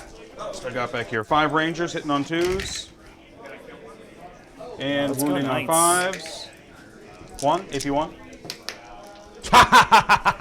1 more damage. Let's go. Those Warlocks into him. Okay. 2 more Shuriken Pistols. 1 more AP 3. Dead. Get him out of here. Does not explode. Get him out of here. 2 more points. Bring it down. Hell yeah. Dude, this game is brutal. Yeah, that is one word for it. Let's go ahead and just shoot Baharoth at him. All right, Baharoth Chad, gets who's going to 3 win? hits. Who's going to finally take this game down? Baharoth gets no wounds. Where do I need Baharoth to go? I need Baharoth to be over here now. Does he just yeet wherever he wants? Yes. Cool. More than 9 inches away from you. All right. Yeah, but he just kind of floats Hey, Rats, Reach, have a wherever good he stream. wishes. Thanks for tuning in. Jane's R, 6 attacks. 5s. 1 AP3. Where? Here. Fine. All right. Sure. He's a 2-up armor. 5 up emblem. Oh, that's right. Yeah, 5 invul. I was completely blanking on that. Viper into him. Cannon. So seeing if we can get rid of And this fives. one remaining Chaos Knight here. 183. This one remaining War Dog Feel it, on he the does. I felt it.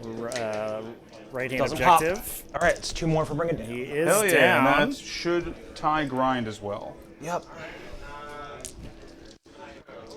All right, so now I control 3 points. I just got to Score get you off closing this up. one. Dire Avengers into Doom. Dread test, yeah. Dread test. But you roll 3d6 because you're next to him. Sure. You fail, so you have to fire into him. Okay. Yeah, so Hitting forcing on shots force. into the Abominant. No rerolls. Yeah, They don't have any rerolls. rolls against him anyway. Not that they have it because the Doom is elsewhere.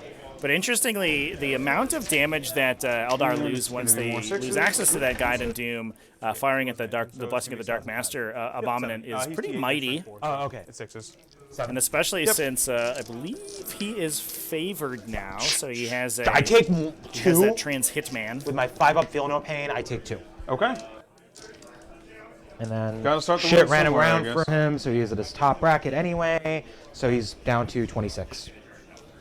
Bike squad closest to the dude. Entire Dire Avenger Alright. unit doing I 2 guess I have damage. to roll to dread the test for them as 3d6. well. What's their leadership? 7. So they fail. So they got to shoot into him. 24 shots. Oh my god! I'm And this skipping Abominant soaked 7 Dire 2 Avenger full shots. units Alright. of shooting. 1, 2, 3, 4, Thanks 5, to 6, that, 7. Yeah, Harbinger because ability. They have. Oh full no! dudes. That might have swung things potentially immensely impactful. because I think that will block a stranglehold. He's at 26. Just one more save. Yeah, we need a Take single one more Windrunner damage. squad to kill 24 that. shots off of the bite. She said no rerolls, right? This War Dog here on the right And hand hitting on side. 4s.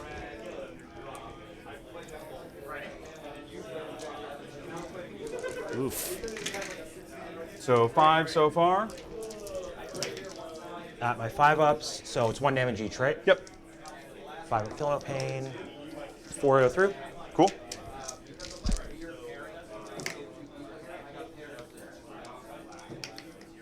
One more save. Goes through. Just goes through. Next bike squad is closest to Yeah, Doom so, guy. yep. So Doom. All right. Here's the moment of truth, chat. Can this bike squad And kill there's 1-1 in there so far. Into the a War 3, Dog? pull Although, the I guess to be 2s. fair, we do have Karandros here, 4 right? 2s. Just roll we them up can, here so they're out of the way. Those also all hit. We can steal this objective. And then away. this is going to so be actually, it shouldn't make a 5s huge rerolling. difference here, but it will knock Chaos Knights to a 4-point primary if they do lose this War Dog.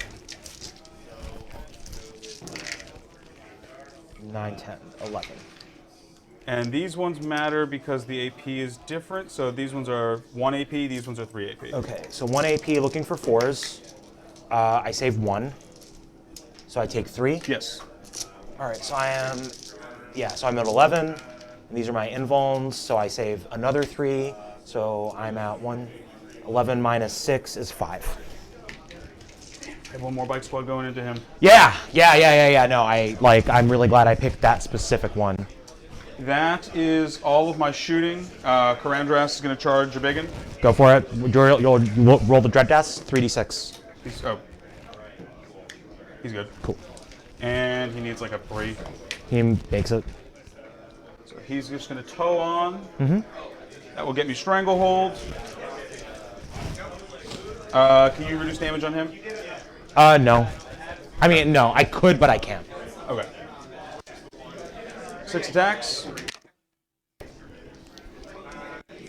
And I'll use a wound on one of these. 2 go through, AP 4. Goes through. So it's 2 damage each, so 4 damage. They all go through. Nice. All right. Damage Shipping ignore's him not down. really showing Cool. up for So that that's Abominant. 1, and that's 3. Alrighty, I'm going to fire back. Sure. So here's Yeah, 10. we should face cap Karandros here. Rolling the 1s. And potentially Then have the fill my top opportunity to kill him bracket. in the shooting There's no phase. minus to hit him, right? Or psychic phase, actually, to be fair. I'm not lightning fast. And he... What's his toughness? We could actually terror shades So you him as owe me well to try to get him 6 get him moons down. at AP4 so far. AP3 so far. All right, he takes his 3. Alright. Alright, end of the turn. You get Stranglehold. That's what I'm here for. I turn off OBSEC. Do you get grind that turn? No, I kill 3. You kill 3. Okay, cool. So Turn 4. turn 4. So turn 4, you said you're turning off obsec within dread range? Yep. So no obsec within 15 inches. Nope. So I control 1, control 2. And then you got how much for Break the Body and Soul? 3. 3. 1, 2, 3. I'm keeping a charge, 2 psychics, and a save. Cool. And I got how much for Break the Body and Soul? Last turn, 3, 2. I have you at 3, yeah. Yeah, all right, perfect. And then Storm of Darkness is going to go off because I did it on this guy, and he's not dead. So I'm just going to scoot out real quick, Okay. just to not be in combat, and I can just do things. Sure. All right.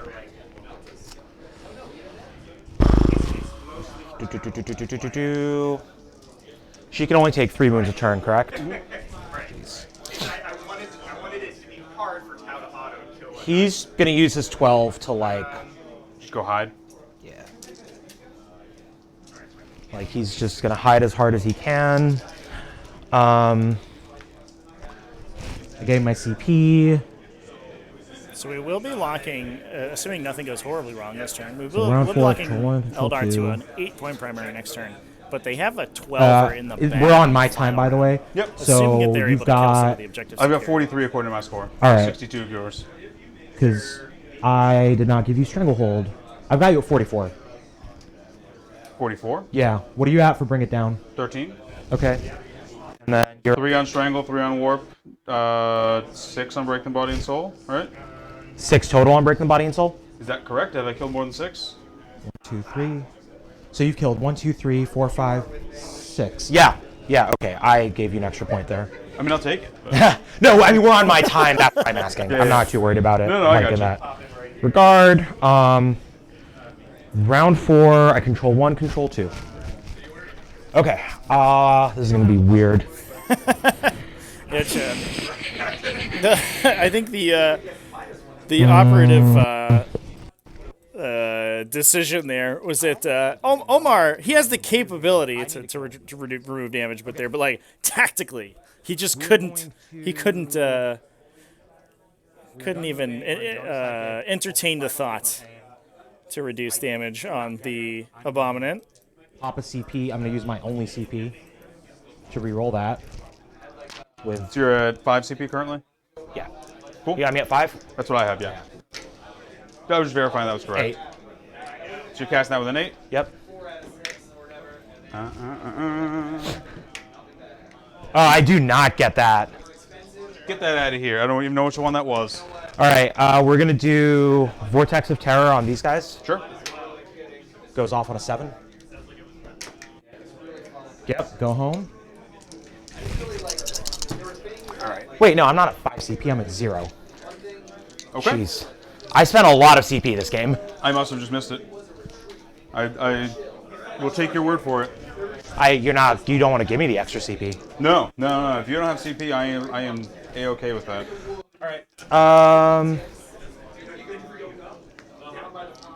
Yeah. That's chill. We're gonna shoot. Sounds good. He is gonna fire everything into them. What does he have? 12 shots, strength 6, Hitting on 4s. I'll let you pass them. All right. How much is that? I've got you at 0 CP. I should be at 1 because I didn't spend anything. No, I Yeah. spent the 1 to get them back, Yeah. and then I Fateful Divergence, so I got 2 last turn. So I'm going to spend the extra 1 that I got from Fateful Okay. to lightning fast them. That's fine. So hitting you on 5s. Mm-hmm. Maybe I should have kept you out there. Who knows?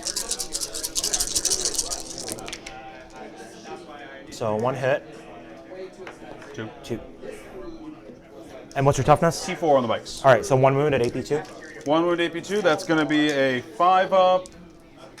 I'm just going to save that. All right, Meltas, no hits. Stubbers, 2 hits? yeah, 2 hits. 1 wound. 1 damage. Okay, he's gonna fire everything into them. So you're firing into the lightning fast squad? Yep. Because I'm going to charge these guys. Gotcha, okay. Can you run away if I charge you or whatever? All right, cool. Only warp spiders can do that. Go home, I guess. So 3 hits. 3 wounds at AP1. 4 ups. I'll save 2 of them. Flat 3. Yep. All right. Sure. Charges. He's gonna charge this and this. Sure, easy enough. He makes it. Yeah. 4. He uses it. Yeah, like he. I was putting the other side of your tail. I appreciate it. Thank you. Yeah. Okay. Can they run away and shoot? 1 CP I can fall back and shoot or charge. What's your T4, 2 wounds apiece, 3 up armor save. So 5 up we're invul? not going to be No. strangle Only holding aspect this warriors round. have that. Only for 5. Okay. So we're gonna do. The Chaos Knights. So I have which is 15 unfortunate. attacks. Sure. So I'm gonna fire 12. No, I'm gonna fire 13 into them, Okay, and 2 and the D3 from the tail into him. sounds good. Actually, no, 2 Yep. and the tail into them. So just 2 into Karandra, Yep. everything else is the bikes. Yes. Cool. I need the bikes to die. Rerolling 1. I completely agree with that. You have 2 more ones in there. Yep. 3 more ones in there. Wow. 3 more ones. Is it? Good turn for ones. You have to split in triplicate, Okay, right, Chad? when are you on Because you have to twos? determine Yes, the sir. target for the attack and then all 3 hit rolls. So go in the nice to same not place. play against No, Space if we Marines and send Black only Templars 2 in that into one Karandras. regard. Not What's entirely the how much it matters, though. AP3. AP3? Yeah, each one of these is flat 3. 2, 3, 4, 5, 6. Looking for 6 ups. I'll get 1. Okay. Does that pick them up or no? No, 1 bike lives. All right. Oh yeah, you have the tail still. I'll wait to grab them. 2 hit, 2 shots, 2 hits, 2 wounds. AP3. Dead. Flat 2. Yeah, that's the squad. All right, cool. Fine by me. 2 shots into your Phoenix Lord, who does not have OBSEC. 1 of them hits. 1 of them wounds. Is he dead? What's the damage? 3. Yeah. Cool. Consolidate. Ooh, but we did get Karandras. 3 gets me in exciting. combat with these boys. Sure. Hi. 12, 15 attacks from them. Sure. Hitting on 4s. At least. Roll so I can chip off your damage. Yeah, not worried about objective secured and the Dire Avengers with this kind not of- able to outnumber the knight on the objective there because he does count as 10 models. So the See if I can do it. Okay, that's it. engaging the unit and potentially giving them combat movement shouldn't matter in this situation. And then is he Storm of Darknessing? He's going to Storm of Darkness there, and I should have given myself the 3 points for this guy. So this guy here is going to Storm of Darkness. Yes. Right? And then, okay, yeah, performing the action with the Abominant. It's a little bit difficult to get more than 3 objectives activated with Storm of Darkness, but if that Abominant survives, which honestly it should, given the limited amount of damage buffs remaining for the Eldar, they will still get their CP in the coming turn. But on the flip side, they have no access to Guide or Doom against the Abominant, which has Blessing of the Dark Master, so can't be rerolled against, and especially Viper's gonna zip only up being to wounded on 4, or only being hit on 4s, excuse me, makes things a lot harder for the Eldar player.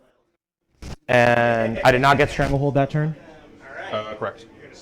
I was on 3. Yep, I did get 2 for Breaking the Body and Soul. Yes. Rude! These guys are gonna have to go try and bad touch that night. Just rude. Dire Avengers, they're a rude lot. Just having this guy toe back to stay on the objective. Then push forward. I want all their shots in. Rangers only need nothing. Rangers can just walk onto the objective. Cool. And then that also means that I So, can get shots at him. I'm going to assume you're going to max bring it down, because I'd be shocked if this doesn't kill him. Like, if he survives, I would be floored. To the You middle. gain your CP.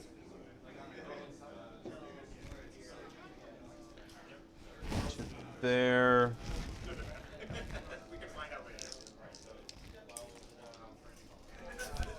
Seven inches is fine for these guys. They're just going to shift to here. I'm going to 1 CP fall back and shoot those Dire Avengers over there. Yep. So down to 0.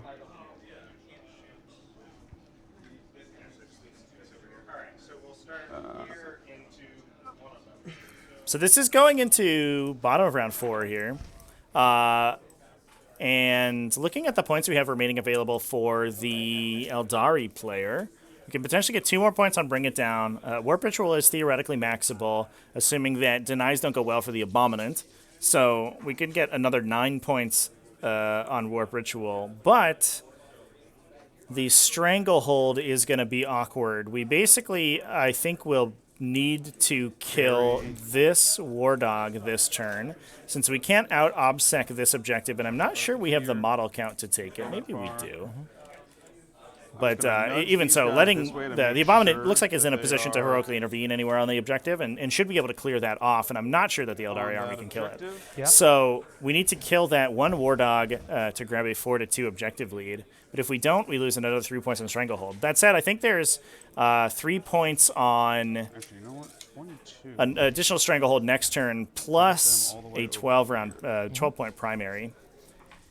So I imagine that we see Omar scoring a 4-point primary Them onto this point. and no Stranglehold next turn, but completing his last Storm of Darkness for a 12 on that. That gives me So he should look around 24 secondary objective points and another Does that look good there? Yes. 4 or 5 on They all primary. can see across the middle now. So he should be up another 8. So it should be My around 80 X-Arc points. And should- even or with my, black helmet should a... be equidistant between the two, so he can choose who he wants to shoot at. All my moving. Psychic phase. Even with a Let's start off maxed being Jinx. primary turn next turn, I'm not sure for that 7. Eldari have enough Hit to on the 9. Would you like to deny? cover that gap. We're going to Jinx Big Lad. Whatever his armor save is, it's 1 lower. All right. We are going to go ahead and do Doom. I get to reroll that 1. Doom does not go off. We are going to go ahead and cast Executioner. Yeah. No, we're going to go ahead and cast Smite. Get to reroll that 1. 7. Would you like to deny? Nope. He's equidistant, so I'm just going to slap Yeah, it saving that onto- deny for the Warp Ritual. I Big think as if a the 4 Warp against Ritual rolls, gets right? denied here, Gonna slap it onto him. we probably just consign 1. Eldar to their fate. You take that 1, mortal. Warp Ritual in the middle. Gonna use a Psychic die on it. It's gonna go off with a 10. Oh, close. I go up to 7 on Warp Ritual. Why 7? Ooh. It's 3, 4, 5 Oh. for the scoring board. Yeah, it's weird. Yeah, cool. I am then going to cast Quicken off of those guys. Quicken goes off. Yeah, it's He's probably just not the going end of the world here if to we don't get our Quicken, which float is why we're back not to saving here. Strands dice for it. And to keep him safe. Because so make sure he can do Warp even there Ritual is next another turn, that's all Farseer that waiting in the matters. wings there that will probably And then not we're get going to killed cast Fateful Divergence. How does the he move last to- Quicken lets him point move again, on but then he can't shoot. Warp Ritual. Fateful goes off with a 7. Plus 1 that CP. do? Plus Oh, 1 got CP. it. So you got 2? I have 1, because I used 1 Got to it. fall back and shoot my Dire Avengers over there. Gotcha. That's all my stuff. All right. Let's go ahead and start killing. All right. Him into him. Okay. 3 hits with the cannon.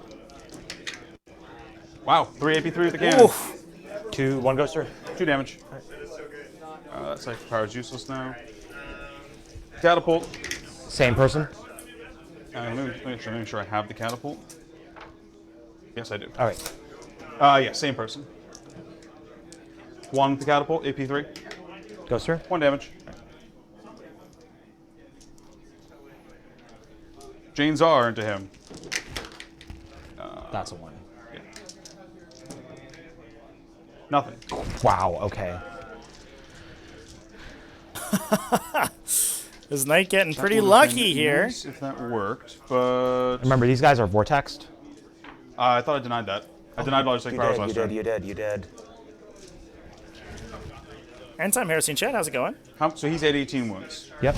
Dire Avengers over there. Yeah, to firing answer the into him. question, yeah, this 27 is shots. Nakbun GT All right, rules. hitting on 4s. Didn't sir. implement the Nephilim GT rules No 2 rerolls. days before the tournament. 3 Unfortunately, wounds that so would have far. been a little hokey. You pull those 2s and 3s. I wish 3s hit. So just 3 from the first volley. 2 go through. Okay. No feel, no pain. 1 goes through. Or 1 hit. Knocks him from the second volley. You're at, yeah. What's that? Yeah, it's your chest clock. Oh. So, Yeah, I guess that's it then. yeah. So, cool. Oh, so that's time, it sounds I like? mean, do you want to play it out or no? Yeah. I mean, I'm going to play it out because you can't charge, you can't kill him. So I'll hold 3.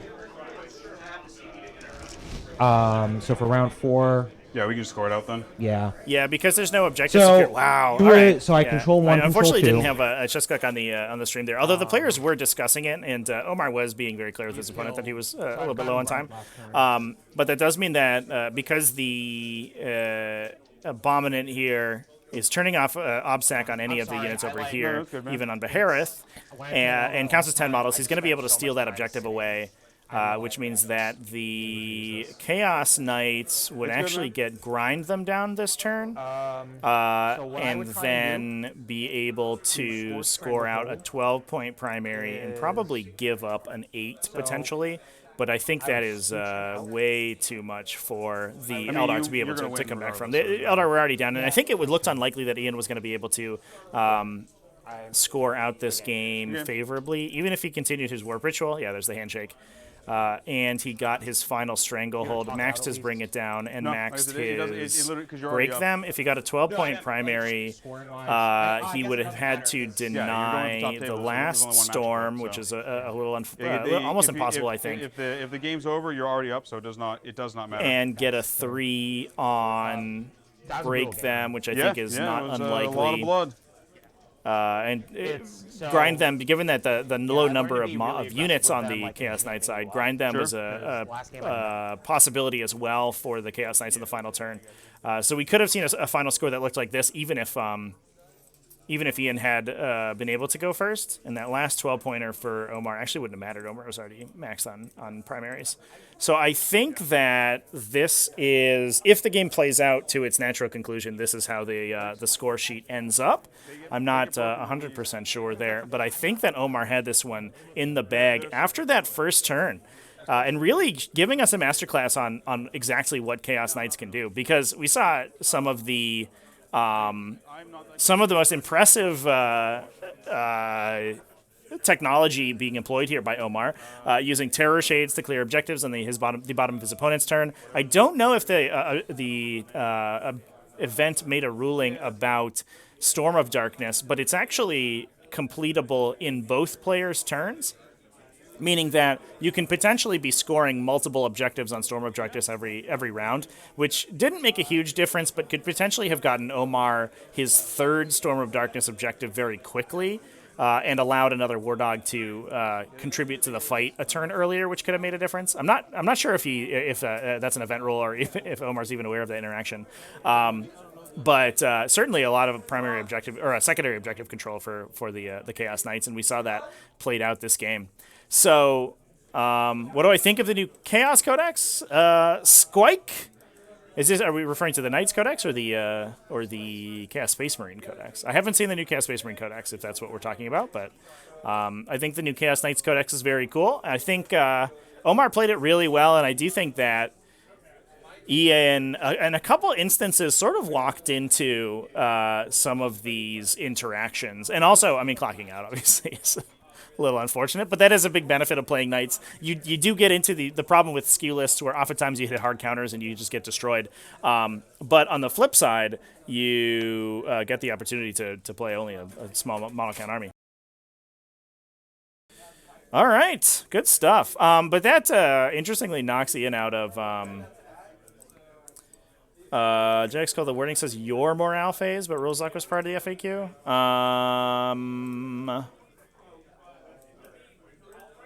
Does it?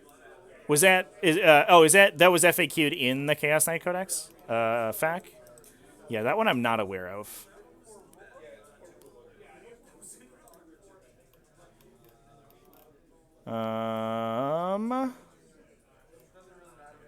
Yeah, I don't know if that's in an FAQ or something, but I know in the codex as written, it just says at the end of the morale phase. Oh, okay. Yeah, I'm not aware of that, chat, of the FAQ. Although I think they said that they are using it, so that must have been the change that was in there. All right, fair enough. So it was not completable on both players' turns. Yeah, I actually didn't know that got changed at all. I assumed it had been changed in Nephilim, but we hadn't been. We're not using Nephilim, obviously. But yeah, Chaos Knight's looking like they're going to be a powerhouse faction going into Nephilim, I imagine.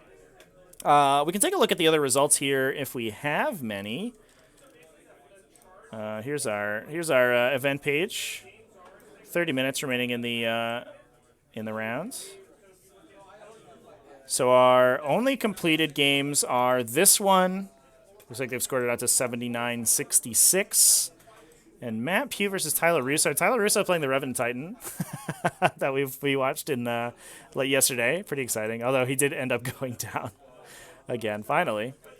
But the other finals game, the winner of this will be in the final game there. Ramses versus Daniel. The two Eldari players fighting it out. I have no idea how that game's going. But that will determine who gets to play in the final round, and I don't know who they play against at this stage, because it will be a situation of a pair up. So we do have Mapu is 2-2 with Adeptus Sororitas. I think unlikely. Yeah, he's not going to be paired up. We're going to pair up with a 3-1. We could see Paul Woodman make a return against Eldar again. I'm sure he wouldn't be that excited about, but playing Deathwing Dark Angels, a very super duper strong. Stephen Bork also with a super strong 82-64, 100 with a 246 battle point score going into round 4. Has a pretty high chance, as well as Bob Fishback with Tausept. I think all of them are contenders to play in the pair-up match. Imagine winning a game because of clock. I don't think that Omar won a game because of clock there, chat. But also, I think clock is a totally legitimate win condition. I think, yeah, I think there are plenty of people who have won games because of clock, and I think that, generally speaking, it's entirely deserved. There are situations where there's chicanery and people trying to game the clock system, but that's typically also emblematic of someone who is not familiar with clock play, and that is a weakness in and of itself. So I don't think that like clock wins are particularly illegitimate. And throughout this game, Omar was reminding his opponent of the clock and making sure the clock was on Omar's on time when he was going through discussions and asking questions and stuff like that. So I don't think that there was any underhanded play in this game. I think that Ian just clocked out fair and square. But I think, if anything, it's detrimental to Omar because his final score is not as high as it probably could or should have been. I think the players just ended the game there instead of scoring out the final turn, which Omar could have gotten a big score on easily. As we saw here, probably should have been 88 points for Omar at the end of the game there.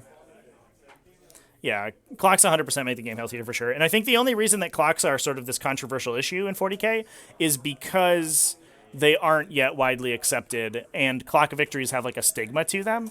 But if both players treat the clock as a game mechanic instead of, sort of this like additional like thing that is just there, I guess, then it becomes much more competitive. So So then both players are incentivized to play 2 o'clock, and that sort of removes the benefit of one player playing with a clock in mind and the other one getting caught out, which is the situations where things get really weird. Anyway, I'm going to go ahead and put us on a break there. We should have about probably 80 minutes between now and the next round because we do get a 1-hour break between games. I don't know what that final game is going to look like yet. It will be some sort of Eldari versus whatever the other player ends up playing. Hopefully it's Ynnari, actually. I think seeing a Ynnari list on table would be awesome. Daniel's a phenomenally powerful player. Top 8 ACO and has won most of the 5-round events that he goes to. So yeah, I think that'd be awesome, an awesome game to watch. But thanks everyone for hanging out with me. And I'm going to go ahead and throw us on a break here real quick, but I will see you for the next game. Keep it classy, folks.